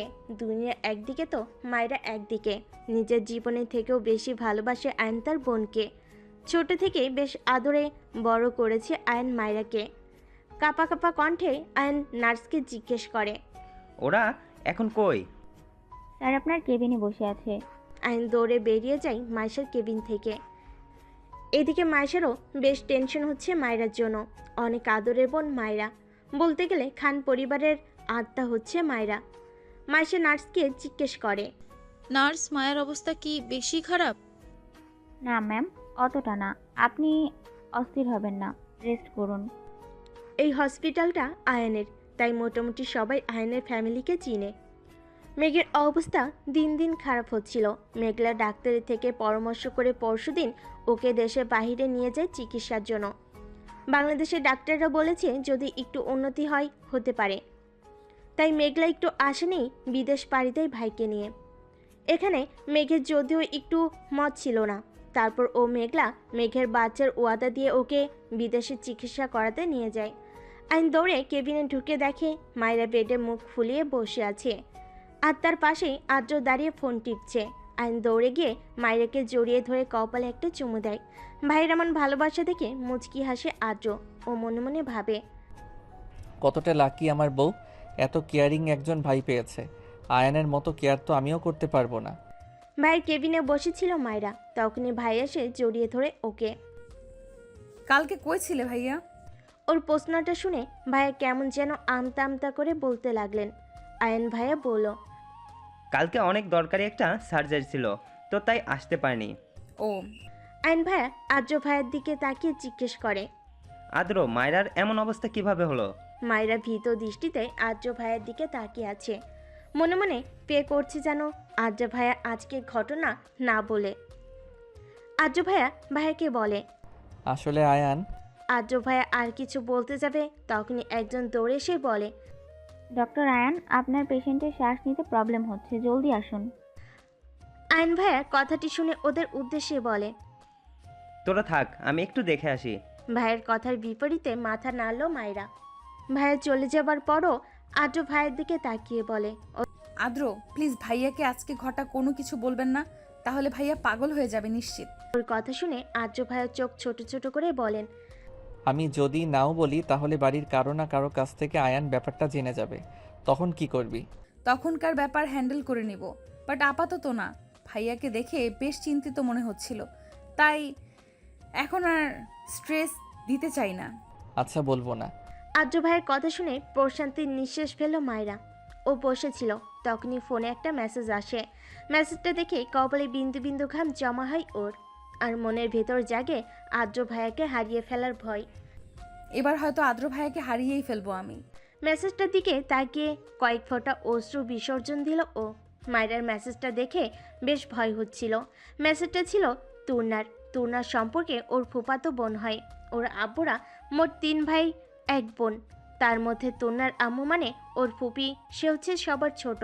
তুর্না মেসেজটা পাঠিয়েছে, মায়ু, আমরা আগামী মাসেই বিড়িতে ব্যাক করছি, তাই তৈরি থাকিস। বিড়িতে আসা মাত্রই আমার আদ্রের বিয়ে হবে। বিয়ের কথাটা শুনে একটুও চমকালো না, কারণ তুর্না আর আদ্র ভাইয়ের বিয়ে আগে থেকে ঠিক হয়ে আছে। যদিও আদ্র ভাই এই বিয়ে সম্পর্কে কিছু জানে না, ওর মনে মাঝে মাঝে একটা প্রশ্ন উদয় হয়, সেটা হচ্ছে যদি তুর্নার সাথে আদ্র ভাইয়ার ব্যাপারটা আদ্র ভাইয়া জানতে পারে, তাহলে কি ভাইয়া আমাকে ভুলে যাবে? এই প্রশ্নটা যখনই মাথায় আসে ওর, তখনই বুকে এক প্রকার চাপ অনুভব হয়। জানে না কেন, হয়তো তার প্রতি মায়ের জন্মে গেছে। এসব ভাবার সময় কখন যে চোখটা ভিজে এসেছে খেয়ালই নেই। কিছুক্ষণ আয়ন ভাই এসে ওর হাতে পায়ে ব্যান্ডেজ খুলে আবার নতুন করে কিছু মেডিসিন লাগিয়ে দিয়ে ব্যান্ডেজ করে দিলেন। আয়ন ভাইয়া আদ্র ভাইয়াকে জিজ্ঞেস করলেন, কি হলো আদ্র, বল, কিভাবে মায়েরার এমন অবস্থা হলো? আদ্র ভাইয়া ওর দিকে তাকিয়ে অদ্ভুত হাসলেন। এই হাসির অর্থ জানা নেই ওর। আদ্র ভাইয়া বললেন, জানিস না তোর বোন কতটা কেয়ারলেস, তেমনভাবে কেয়ারলেসভাবে চলতে গিয়ে এটা করিয়েছে। আদ্র ভাইয়ের কথা শুনে ভাইয়া ওর দিকে চোখ গরম করে তাকালেন। ওর প্রচুর রাগ লাগছে আদ্র ভাইয়ের প্রতি। তিনি কেন এটা বলেন, অন্য কিছু তো বলতে পারতেন। এখন ভাইয়াকে তার মহামূল্যবান ডাক্তারি লেকচার শোনাবে। মায়েরা আদ্র ভাইয়ের দিকে তাকিয়ে দেখলো তিনি মুখ টিপে হাসছেন। আয়ন ভাইয়া বেশ কিছুক্ষণ তার লেকচার দিয়ে ওদের যেতে বললেন। আদ্র ভাইয়া ওকে কোলে করে গাড়িতে নিয়ে বসালেন। গাড়িতে বসানো মাত্রই মায়া তার কলার টেনে বলে, আপনার দরকার কি ছিল ভাইয়াকে এটা বলার? অন্য কিছুও তো বলতে পারতেন। My wish, none of your business, got it? কথাটি বলে ওর হাত থেকে নিজের কলার ছাড়িয়ে নিয়ে ড্রাইভিংয়ে মন দিলেন। প্রচুর রাগ লাগছে ওর, কিন্তু কিছু তো আর করার নেই। 1 সপ্তাহ পর হাত পায়ের ক্ষত ঠিক হয়ে গেছে, এখনও একা একাই চলাফেরা করতে পারে। এই কয়েকদিনে আদ্র ভাই একদম পাল্টে গেছে, আগে থেকেও বেশ গম্ভীর হয়ে গেছে। কেউ ওনার সামনে গেলেই ধমক দেয় কোনো কারণ ছাড়াই। আদ্র ভাইয়ের এমন আচরণে বাড়ির সবাই অনেক চিন্তিত তাকে নিয়ে। সবচেয়ে অদ্ভুত বিষয় হচ্ছে আদ্র ভাই এখন আর ওর সাথে দেখা করে না। বিষয়টা বেশ অবাক করেছে ওকে, যে আদ্র ভাই কিনা ওকে দেখা ছাড়া এক মুহূর্ত টিকতে পারতো না। সে কিনা পুরো 1 সপ্তাহ ওকে না দেখে কাটিয়েছে। তাহলে তিনি কি ওকে ভুলে গেছেন? ক্ল্যাবের মধ্যে মাতাল হয়ে পড়ে আছে আদ্র। রোহিত অবাক হয়ে তাকিয়ে আছে, কারণ আদ্র কখনো মদ্য দূর একটা সিগারেট পর্যন্ত টাচ করেনি। আদ্র একটার পর একটা মদের শেষ করছিল, তখন রোহিত আদ্রের কাছে এসে বলে, আদ্র, কি করছিস এসব? এত ড্রিঙ্ক করলে তো তোর হেলথের প্রবলেম হবে। কি হয়েছে তোর, একটু বলবি? এমন আচরণ করছিস কেন? রোহিত, ওরাও আমার মায়াকে নিয়ে যাবে। কারা নিয়ে যাবে মায়েরাকে? কি বলছিস তুই? ওর বাবা মা। কিন্তু কিভাবে? আমরা তো সব ঠিক করে দিয়েছি। আর তাছাড়া ওদের কাছে তো লিগালি নোটিশও নেই। আছে। মানে কি? কিভাবে? আদ্র আর কিছু বলার আগে রোহিতের কাঁধে ঢলে পড়ে। রোহিত আদ্রকে ধরে দেখে ও সেন্সে নেই। রোহিত দীর্ঘ নিঃশ্বাস ছেড়ে বলে, বেশি ড্রিঙ্ক করার ফল। জানালার ধারে বসে শূন্য আকাশ পানে চেয়ে আছে মাইশা, চোখে পানি। মাইশা এখন হোস্টেলে থাকে। যতদিন পর্যন্ত না বেবি হচ্ছে ততদিন পর্যন্ত এখানে থাকতে বলেছে আয়ন ওকে। বাড়ির সবাইকে ম্যানেজ করা শেষ। মাইশা আকাশের দিকে তাকিয়ে বলে ওঠে, মেঘ, আমি জানি তুমি আমাকে ভালোবাসো, কিন্তু কেন তুমি মিথ্যা বললে? আর কই চলে গেছো তুমি? একবার ফিরে এসো প্লিজ। তোমাকে ছাড়া আমাদের বাচ্চাকে কিভাবে বড় করব? রাতের বেলা বই নিয়ে হালকা ঘাটাঘাটি করছে মায়েরা। কালকে থেকে ক্লাস শুরু হবে, কিন্তু পরে একটু মন বসছে না। বারবার আদ্র ভাইয়ের কথা মনে পড়ছে। নিজের মনকে যত কন্ট্রোল করার চেষ্টা করে ততবারই আদ্র ভাইয়ের কথা মনে পড়ে। দরজা খোলার পর দেখে আদ্র ভাই রোহিত ভাইয়ের কাঁধে ভর দিয়ে আছে। ও কিছুটা ভয় পেয়ে গেল। ভয় পাওয়ার কিছু নেই, আদ্র ঠিক আছে। ড্রিঙ্ক করার ফলে জ্ঞান হারিয়েছে। ড্রিঙ্কস? কিন্তু ভাইয়া তো এসব। জানি আদ্র এসব খায় না। আসলে আজকে যে ওর কি হয়েছে আমরা কেউই জানি না। মায়ের এখনো আদ্র ভাইয়ের দিকে অবাক হয়ে তাকিয়ে আছে। রোহিত ভাইয়া বলে, একটু হেল্প করো, ওকে রুমে দিয়ে আসি। মাইরা আদ্র ভাইয়ের এক হাত নিজের কাঁধে তুলে নিয়ে তার রুমের দিকে নিয়ে গেল। টেবিলের উপর পা দিয়ে বসে আছে আদনান মাহমুদ।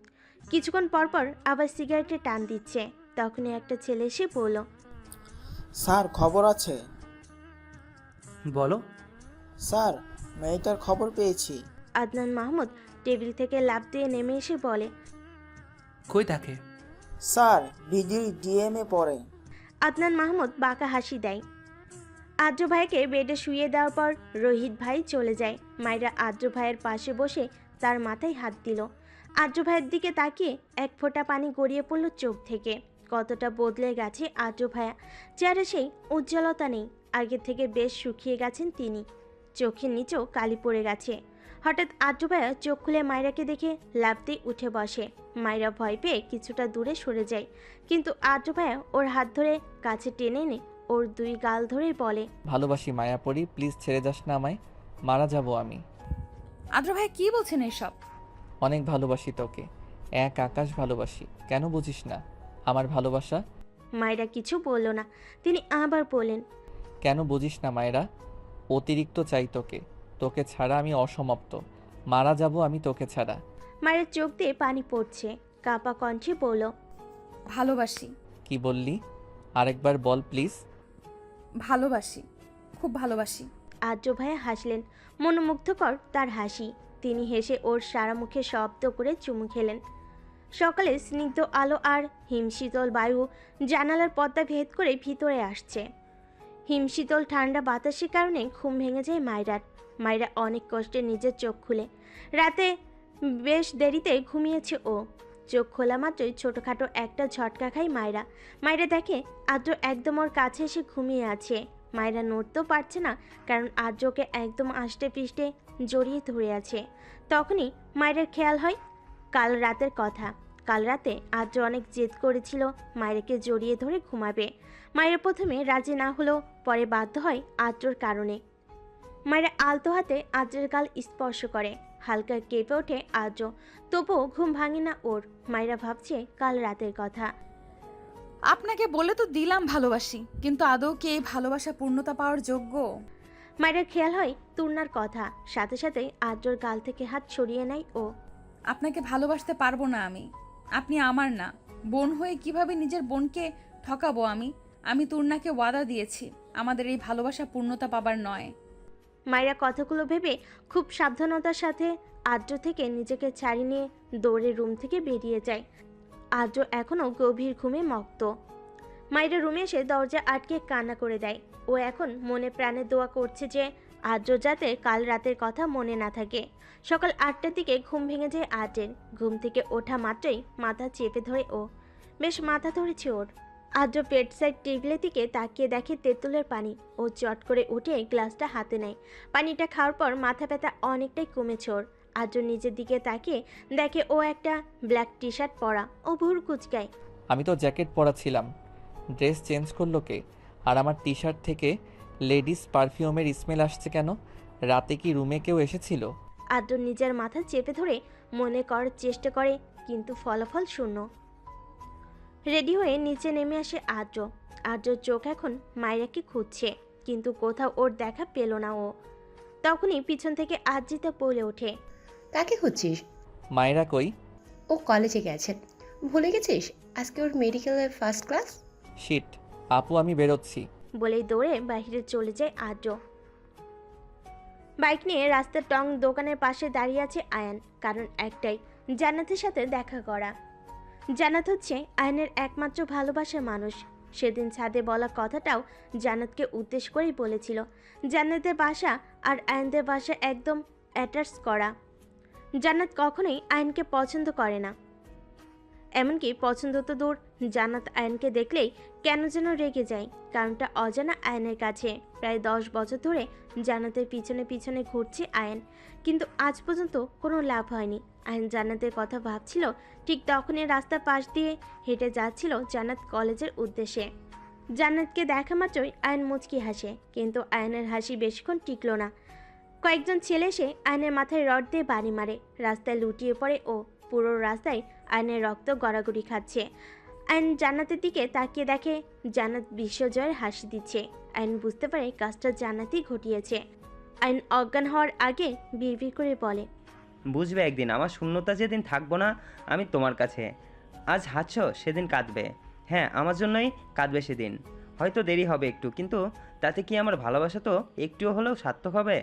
কথাগুলো বলে একটা দীর্ঘ নিঃশ্বাস ছেড়ে আজ জীবনের মতো চুপ হয়ে যায় ও। মেঘের অবস্থা দিনকে দিন খারাপ হচ্ছে। ডক্টররা প্রায় আশা ছেড়ে দিয়েছে বলা চলে। মেঘের ব্রেন অপারেশন করা হলে ও বাঁচতেও পারে, কিন্তু মেঘের অবস্থা এতটাই খারাপ যে মেঘকে একটা ইঞ্জেকশন দিতে হলেও 10 বার ভাবতে হয়। সেখানে অপারেশন করাটা বেশ কঠিন। মেঘের পাশে বসেছিল মেঘলা। চোখে ওর মেঘকে হারানোর তীব্র ভয়। মেঘ অনেক কষ্ট করে মেঘলাকে বলে, আপু প্লিজ ডক্টরকে বল না, আমাকে আর কয়েক মাস বাঁচিয়ে রাখতে। আমি আমার বাচ্চাকে দেখে মরতে চাই, প্লিজ আপু। মেঘলা কি বলবে জানা নেই। ওর ঠোঁট কামড়ে কান্না করে যাচ্ছে।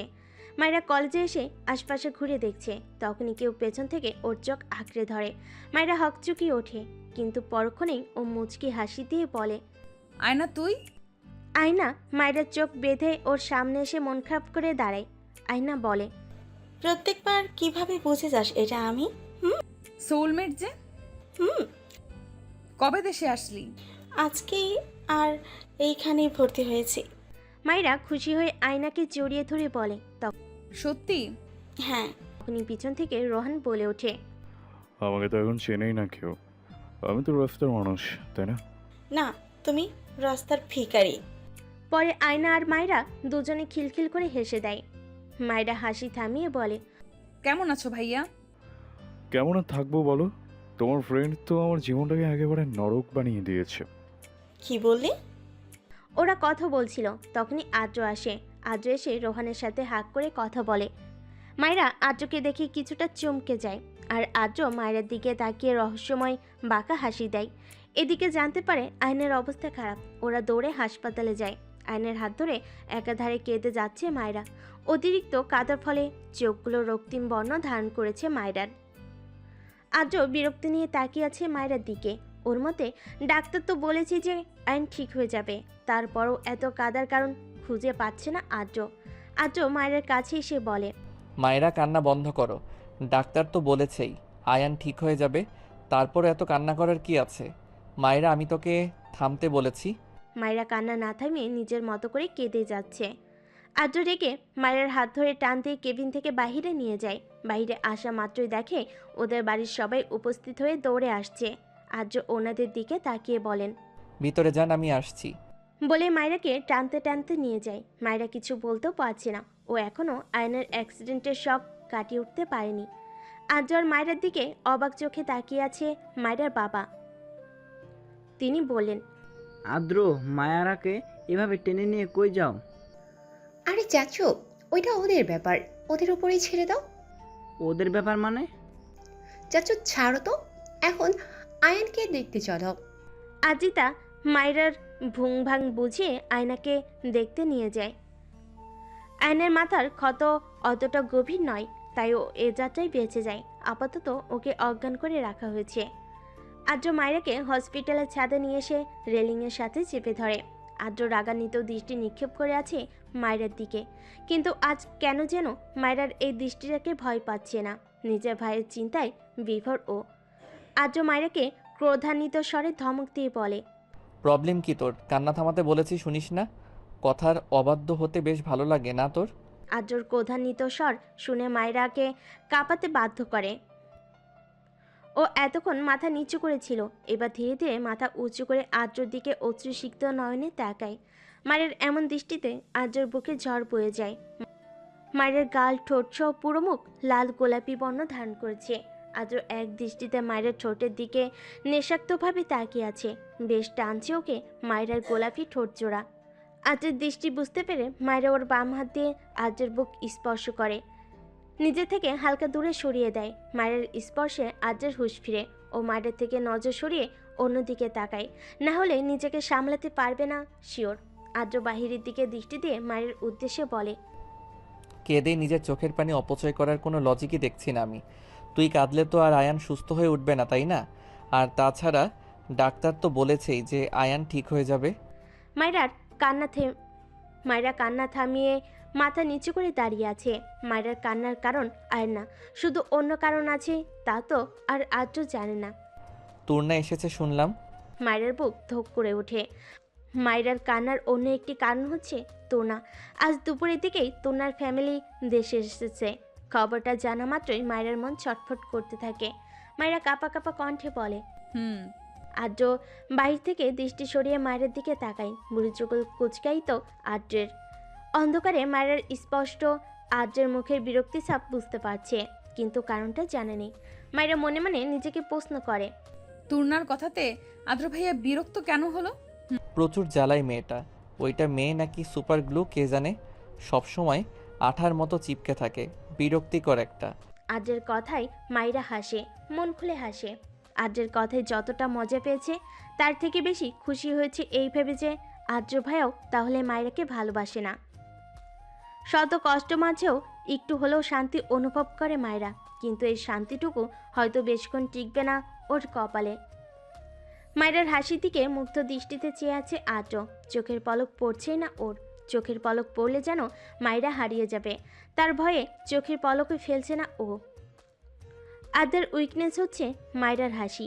মায়েরা যদি মুচকি হেসে ওর কাছে কোনো আবদার করে, তাহলে সেটা ফেরানোর সাধ্য আদ্র নেই। আদ্র অনুমনস্ক হয়ে মায়েরার হাসির দিকে তাকিয়ে বলে, তোর হাসিটা অনেক সুন্দর, এমনভাবে আর হাসিস না, তাহলে আমাকে অকালেই ওপরে টিকিট কাটতে হবে। আদ্রর কথাটা শোনা মাত্রই মায়েরার হাসা বন্ধ হয়ে যায়। সাথে সাথে ওর গাল দুটো লাল বর্ণ ধারণ করে। মায়ের এটা ছোটবেলার স্বভাব। কেউ ওর একটু প্রশংসা করলেই ও লজ্জায় কুকড়ে যায়। মায়েরা মাথা নিচু করে আঙ্গুল মোচড়াতে থাকে। মায়েরার লাল গালগুলো দেখে নিজেকে আর কন্ট্রোল করতে পারে না আদ্র। ও মায়েরার সামনে গিয়ে ওর গাল দুটো নিজ হাতে ধরে কপালের গালে দুটো কামড় দিয়ে চুমু দেয়। তারপর সাথে সাথে মায়েরা থেকে দূরে সরে যায়। আদ্রের এহেন কাণ্ডে মায়েরা অবাক হয়ে তাকিয়ে আছে ওর দিকে। মাসের প্রেগনেন্সির আজ 4 মাস পূর্ণ হলো, তাই আজকে আবার নতুন করে চেক আপ করাতে এসেছে ও। মাসা ডাক্তারের কাছে বসে আছে। ডাক্তার ওকে দেখা মাত্র জিজ্ঞেস করে, আরে মাইশা যে, তা মেঘের কি অবস্থা? দেশে এসেছে নাকি? মানে? মেঘের তো ব্রেন টিউমার ছিল, আমার কাছে চিকিৎসা করে আসছিল, কিন্তু ওর অবস্থা বেশ খারাপ ছিল, তাই বিদেশে নিতে বলেছিলাম। ডাক্তারের কথা শুনে অজ্ঞান হয়ে যায় মাইশা। এদিকে হসপিটালের ছাদে চুপচাপ দাঁড়িয়ে আছে মায়েরা। আদ্র ফোনে কথা বলাই ব্যস্ত। মায়েরা রেলিং ধরে দাঁড়িয়ে ঢাকার ব্যস্ত নগরী দেখছে। হঠাৎই ঝুম বৃষ্টি শুরু হয়। বৃষ্টির কারণে আদ্র তাড়াতাড়ি ফোনে কথা বলে মায়ের কাছে এগিয়ে যায়। আদ্র মায়ের কাছে গিয়ে দেখে মায়েরা পুরো ভিজে গিয়েছে, শীতে কাঁপছেও। আদ্র মায়ের কাছে এগিয়ে বলে, চল সাইডে দাঁড়াই, এই অবস্থাতে নিচে যাওয়া যাবে না। মায়েরা আর আদ্র ছাদের এক সাইডে এসে দাঁড়ায়। শীতে প্রচণ্ড কাঁপছে মায়েরা। আদ্র মায়েরার পেছনে গিয়ে ওকে জড়িয়ে ধরে। আদ্র মায়েরাকে পিছন থেকে জড়িয়ে ধরার পর মায়েরা শিউরে ওঠে। সারা শরীর অদ্ভুতভাবে কেঁপে ওঠে মায়েরার। মায়েরার কাঁপুনির কারণে আদ্র মায়েরাকে আরেকটু জোরে জড়িয়ে ধরে। আদ্র মায়েরার কানের কাছে গিয়ে বলে, বেশি ঠান্ডা লাগছে? আদ্রর এমন শীতল কণ্ঠ শুনে আরেক দফা কেঁপে ওঠে মায়েরা। ও মাথা নিচু করে বলে, নিচে চলুন প্লিজ। আদ্র মায়েরাকে ছেড়ে দেয়, তারপর নিজের পরনের শার্টটা খুলে মায়েরাকে পরিয়ে দেয়। আদ্রর শরীরে এখন শুধুমাত্র একটা পাতলা গ্রে কালারের টি শার্ট আছে। আদ্র মায়েরাকে শার্টটা পরিয়ে দিয়ে বলে, এখন চল। মায়েরা ইতস্তত বোধ করে বলে, আপনার ঠান্ডা লাগছে না? মায়েরার প্রশ্ন শুনে আদ্র স্মিত হাসে। চল। মায়েরা হাঁপ ছেড়ে নিচে যাওয়ার উদ্দেশ্যে পা বাড়ায়। জান্নাত নিজের রুমে অস্থিরভাবে পায়চারি করছে। ওর অস্থিরতার একটাই কারণ, আর সেটা হচ্ছে আয়ান। কিন্তু জান্নাত ভেবে পাচ্ছে না কেন ও আয়ানকে নিয়ে এতটা চিন্তিত। ও তো নিজে চেয়েছিল যে আয়ান মারা যাক, তাহলে এখন কেন আয়ানের জন্য খারাপ লাগছে? জান্নাত কতগুলো ভাবছিল, তখনই ওর আম্মু ওর রুমে প্রবেশ করে।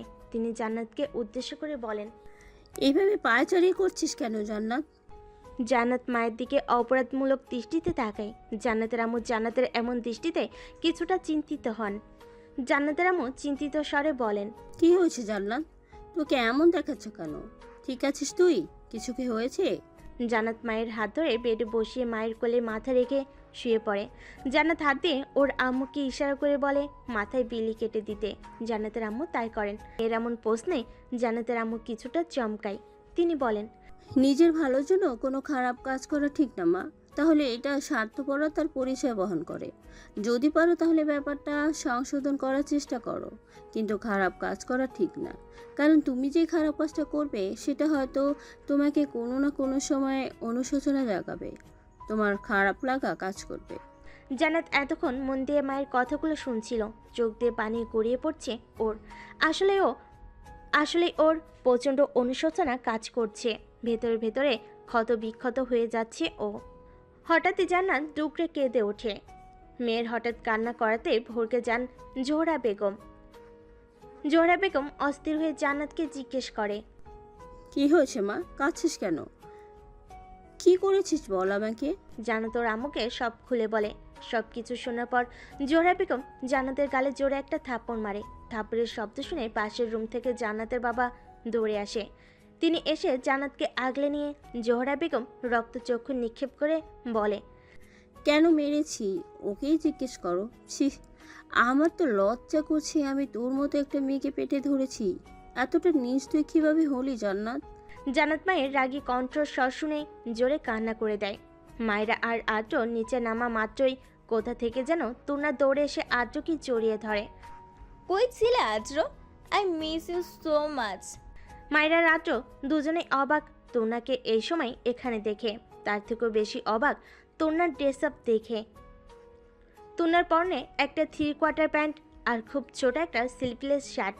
আর তার থেকেও বড় কথা, শার্টের প্রথম 2টা বোতাম খোলা। আদ্র বিরক্ত হয়ে তুন্না থেকে নিজেকে ছাড়িয়ে নেয়। আদ্র তুন্নাকে একটা ধমক দিয়ে বলে, এসব কি তোর না? পাবলিক প্লেসে এভাবে জড়িয়ে ধরছিস কেন মাথায়? আদ্র সম্পূর্ণ কথা শেষ করার আগেই তুন্নার ড্রেস আপ দেখে লজ্জায় মাথা নামিয়ে নেয়।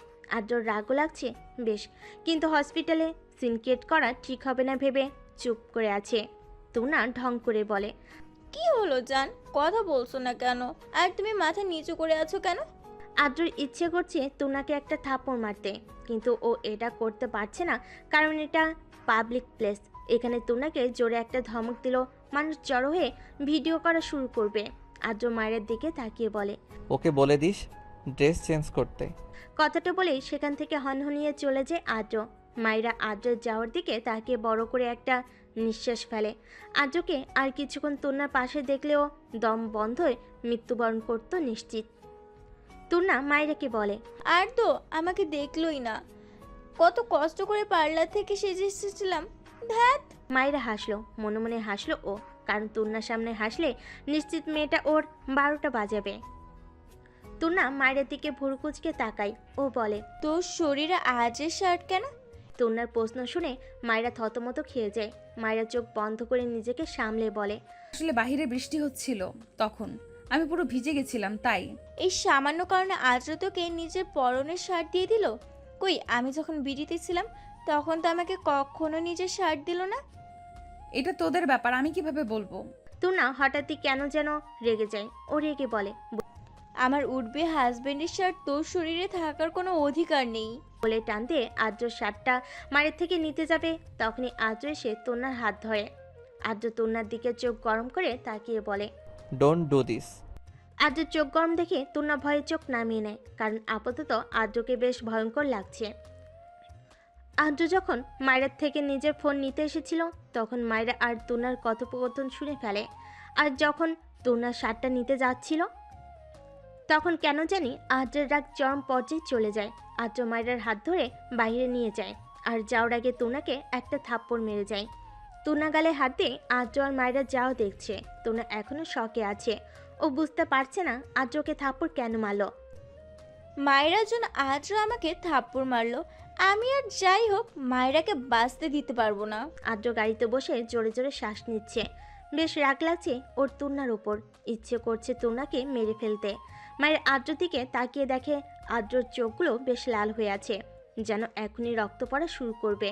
মায়েরা চিন্তিত হয়ে আদ্রকে জিজ্ঞেস করে, আপনি ঠিক আছেন? না। কেন? আদ্র মায়ের কাছে একটু এগিয়ে এসে বলে, তোর জন্য। আমার জন্য মানে? তুন্না যখন তোর থেকে শার্ট নিচ্ছিল তখন কোনো প্রতিবাদ করলি না কেন? সেই অধিকার আমার নাই, তুর্নার অধিকার ছিল তাইও নিয়েছে। অধিকার? এর কথাই কিছুটা অবাক হয় আদ্র। ও ভুরু কুচকে বলে, মানে? বাসার কারো থেকে জেনে নেবেন। কথাটা বলার পরই গাড়ি থেকে নেমে একটা রিক্সা ঠিক করে চলে যায় মায়েরা। মায়ের চোখে পানি স্পষ্ট, যা আদ্রের চোখ এড়ায়নি। আদ্র বেশ অবাক, কি এমন অধিকারে কথা বললো মায়েরা, তা ভাবতে ভাবতে শেষ আদ্র। মায়েরা রিক্সায় বসে একাধারে কেঁদে যাচ্ছে। কেন কাঁদছে তার কারণ জানা নেই ওর, কিন্তু আপাতত ওর কান্না করলেই মন শান্তি হবে না, এটা শিওর। হঠাৎ মায়ের ফোনে কল আসে। মায়ের ফোন রিসিভ করে। ফোনের ওপাশ থেকে মায়ের আম্মু মায়েরাকে বলে, মায়েরা কই তুই? আম্মু আমি বাসায় চলে এসেছি। ও আচ্ছা, আমরাও একটু পর আসছি আয়ানকে নিয়ে। মায়েরা জলদি করে ফোন কেটে দেয়। আদ্র পুলিশ স্টেশনে পৌঁছে চুপচাপ মনমরা হয়ে বসে আছে। তখনই রোহিত এসে আদ্রকে বলে, ভালোবাসিস যখন ফ্যামিলিকে জানাচ্ছিস না কেন? আদ্র ভুরু কুচকাই রোহিতের কথায়। ও বলে, মানেটা সিম্পল, তুই তোর ভালোবাসার কথা মায়েরাকে বল, দেখ ও অ্যাকসেপ্ট করে কিনা। আর না করলে তুই আর ওকে ছাড়বি না, সোজা জোর করে বিয়ে করে ফেললেই তো হয়। রোহিতের কথা শুনে বেশ কিছুক্ষণ চুপ করে থাকে ও। তারপর হঠাৎ চেয়ার থেকে উঠে রোহিতকে জড়িয়ে ধরে বলে, এই প্রথম কোনো কাজের কথা বললি? আমি সবসময় কাজের কথাই বলি। আচ্ছা শোন, প্রপোজ করার জন্য যা যা লাগে সব ঠিক করে ফেল। আজকে ওকে প্রপোজ করব, দেন রাজি হলে তো ভালো, না হলে জোর করে বিয়ে করতে হবে। আচ্ছা। বাংলো বাড়িতে এসে গাড়ি থামাতেই মায়ের বুকের ধুকপানিটা যেন বেড়ে 4 গুণ হয়ে যায়। মায়ের ড্রেস ধরে আস্তে আস্তে সামনে আগায়। দরজার কাছে আসতেই গোলাপি পাপড়ির বর্ষণ হয় মায়ের উপর। অনেকটা অবাকার পোস্ট নিয়ে সামনে আগায় মায়েরা। কিছুটা সামনে যেতেই একটা লোক এসে মায়েরাকে বলে, ম্যাম স্যার সেকেন্ড ফ্লোরে আছে। মায়েরা লোকটির কথা মতো সেকেন্ড ফ্লোরে যায়। সেকেন্ড ফ্লোরে যাওয়া মাত্রই মায়েরা চক্ষু চড়ক গাছ। সেকেন্ড ফ্লোরের চারিদিকে লাভ শেপ বেলুন আর গোলাপের পাপড়ির ছড়াছড়ি। অনেক সুন্দর করে সাজানো হয়েছে সেকেন্ড ফ্লোরটাকে। মায়েরা জামা ছেড়ে দিয়ে সামনে এগোয়। সামনে আগানো মাত্রই পিছন থেকে আদ্র এসে মায়েরকে জড়িয়ে ধরে মায়েরার কাঁধে নিজের থুতনি রেখে বলে, হ্যাপি ভ্যালেন্টাইন্স ডে জান। আদ্রর হিসির কথাগুলো শুনে কেঁপে ওঠে মায়েরা। আদ্র মায়েরাকে ছেড়ে ওর সামনে হাঁটু গেয়ে বসে বলে, ছোট থেকেই তোর বাচ্চামোগুলোর প্রতি একটা অন্যরকম আকর্ষণ ছিল আমার। ছোট সময় যখন পুতুলের জন্য কান্না করতি তখন ইচ্ছে করত দুনিয়ার সব পুতুল তোর সামনে হাজির করতে। আস্তে আস্তে বয়স বাড়ার সাথে সাথে বুঝতে পারলাম তোকে আমি ভালোবাসি, অতিরিক্ত চাই। দিবি আমাকে একটা সুযোগ? বিশ্বাস কর, কখনো তোকে নিরাশ করব না। মা যেমন তার সন্তানকে আগলে রাখে যে কোনো পরিস্থিতি থেকে, তেমনি তোকে আগলে রাখবো। একটু ভালোবাসবি আমাকে? কথাগুলো বলে অসহায় চোখে তাকিয়ে আছে মায়ের দিকে। আদ্রর উত্তরের আশায় মায়েরা স্তব্ধ হয়ে আছে। মায়েরা চোখ বন্ধ করে নিজেকে শক্ত করে আদ্রকে বলে, আমি আপনাকে। আদ্র মায়ের দিকে অসহায় চাহনি দিয়ে তাকিয়ে আছে ওর উত্তরের আশায়। আদ্রের চাহনি দেখে কষ্ট পেল মায়ের, কিছু করার নেই। মায়েরা একটা লম্বা শ্বাস নিয়ে আদ্রকে বলে, আমি আপনাকে ভালোবাসি না, আর না আপনাকে কোনোদিন ভালোবাসা সম্ভব। আমি অন্য কাউকে ভালোবাসি, তার সাথে আমার 2 বছরের রিলেশন, এমনকি ছেলেটা আপনার থেকেও অনেক বেশি হ্যান্ডসাম। একদমই কথাগুলো বলে মায়েরা মাথা নিচু করে দেখে আদ্রর লাল টকটকে চোখ থেকে পানি পড়ছে। আদ্র কাঁপছে, রাগে কাঁপছে নাকি অন্য কিছু তা জানা নেই মায়েরার ভয় হচ্ছে খুব। মায়েরা আস্তে আস্তে পিছিয়ে যেতে থাকে। তখনই আদ্র উঠে এসে মায়েরার হাত অনেক শক্ত করে ধরে, এতটাই শক্ত করে ধরেছে হাত এখনো ভাঙেনি, এটাই অনেক। আদ্র কর্কশ কণ্ঠে বলে, আমি জীবিত থাকতে অন্য ছেলের সাথে রিলেশন করিস? সাহস তো কম না তোর। ইচ্ছে করছে তোকে এখনই জ্যান্ত পুঁতে ফেলি। তো করুন, মানা করেছে কে? তোকে মেরে ফেললে আমার প্রতিশোধ কিভাবে পূরণ হবে? মায়েরা অনেকটা অবাক হয় আদ্রের কথায়। মায়েরা নিজের কণ্ঠে অবাক সুর টেনে বলে, প্রতিশোধ? কিসের প্রতিশোধ? বাহ, আমাকে কষ্ট দিলি, তার শাস্তি তোকে না দেই কিভাবে? আমি অন্য ছেলের সাথে রিলেশন করি, এতে আপনাকে কষ্ট দেওয়ার কি হলো? আদ্রের কপালের রক ফুটে ওঠে মায়ের কথা শুনে। আরও বেশি হিংস্র হয় আদ্র। ও বলে, রিলেশন করিস 2 বছর, কিন্তু আমি তোকে ভালোবাসি আরও অনেক বছর ধরে, এবং সেটা তুই জানিস, এবং জেনে শুনে তুই অন্য একটা ছেলের সাথে রিলেশনে গেছিস। তাহলে এটাকে ধোঁকা বলে না তো কি বলে? আমি আমার মতো চলবো, তাতে আপনার কি? কারণ তুই আমার, শুধু আমার। Got it? আদ্র মায়ের হাত ধরে টেনে নিচে নিয়ে যেতে থাকে। মায়েরা পিছন থেকে আদ্রকে বলে, কই নিয়ে যাচ্ছেন আমাকে? বিয়ে করতে। মায়ের স্তব্ধ হয়ে যায় আদ্রর কথা শুনে। ওর ব্রেন কাজ করা বন্ধ করে দিয়েছে। আদ্র মায়েরাকে ফার্স্ট ফ্লোরে এনে সোফায় ছুঁড়ে মারে, কিন্তু মায়ের কোনো রিয়াক্ট নেই। আদ্র নিজের ফোন বের করে কাকে যেন ফোন লাগিয়ে বলে, চলে আয়। ও মানেনি। বধূ বেশে বসে আছে মায়েরা, পাশে আদ্র বসা। আর ওর সাথে অনেকে এসেছে আদ্র আর মায়েরার বিয়ের জন্য, এমনকি আদ্রিতাও বাদ নেই। আদ্রের কবুল বলা শেষে মায়েরাকে কবুল বলতে বলা হলে ও চুপ হয়ে থাকে। মায়েরার এমন চুপ থাকাটা আদ্রের সহ্য হয় না। ও রেগে মায়েরাকে একটা থাপ্পড় দিয়ে বলে, কবুল বলবি নাকি আরেকটা দিব? আদ্র থাপ্পড় খেয়ে মায়েরা কান্না করে দেয়। ও অসহায় চোখে আদ্রিতার দিকে তাকায়। আদ্রিতা বলে, কবুল বলে দে বোন, না হলে আরো থাপ্পড় খেতে হবে। মায়েরার প্রচুর রাগ লাগছে আদ্রিতার উপর। ওর মনে হচ্ছে কই আদ্রিতা ওকে একটু হেল্প করবে, তা না, সে নিজের ভাইয়ের অনৈতিক কাজে সাপোর্ট করছে। মায়ের ভাবনার মাঝে আরও একটা থাপ্পড় পড়ে ওর গালে। মায়েরা আরও জোরে কান্না করে দেয়। এসব মেলোড্রামা অফ করে জলদি কবুল বল, না হলে এখানে তোকে মেরে কবর দিয়ে যাব। বলবো না কবুল, মেরে ফেলুন আমাকে। আদ্রর রাগ দ্বিগুণ বেড়ে যায়। আদ্রর ধমক স্বরূপ কথা শুনে কাজী বেশ ভয় পেয়ে যায়।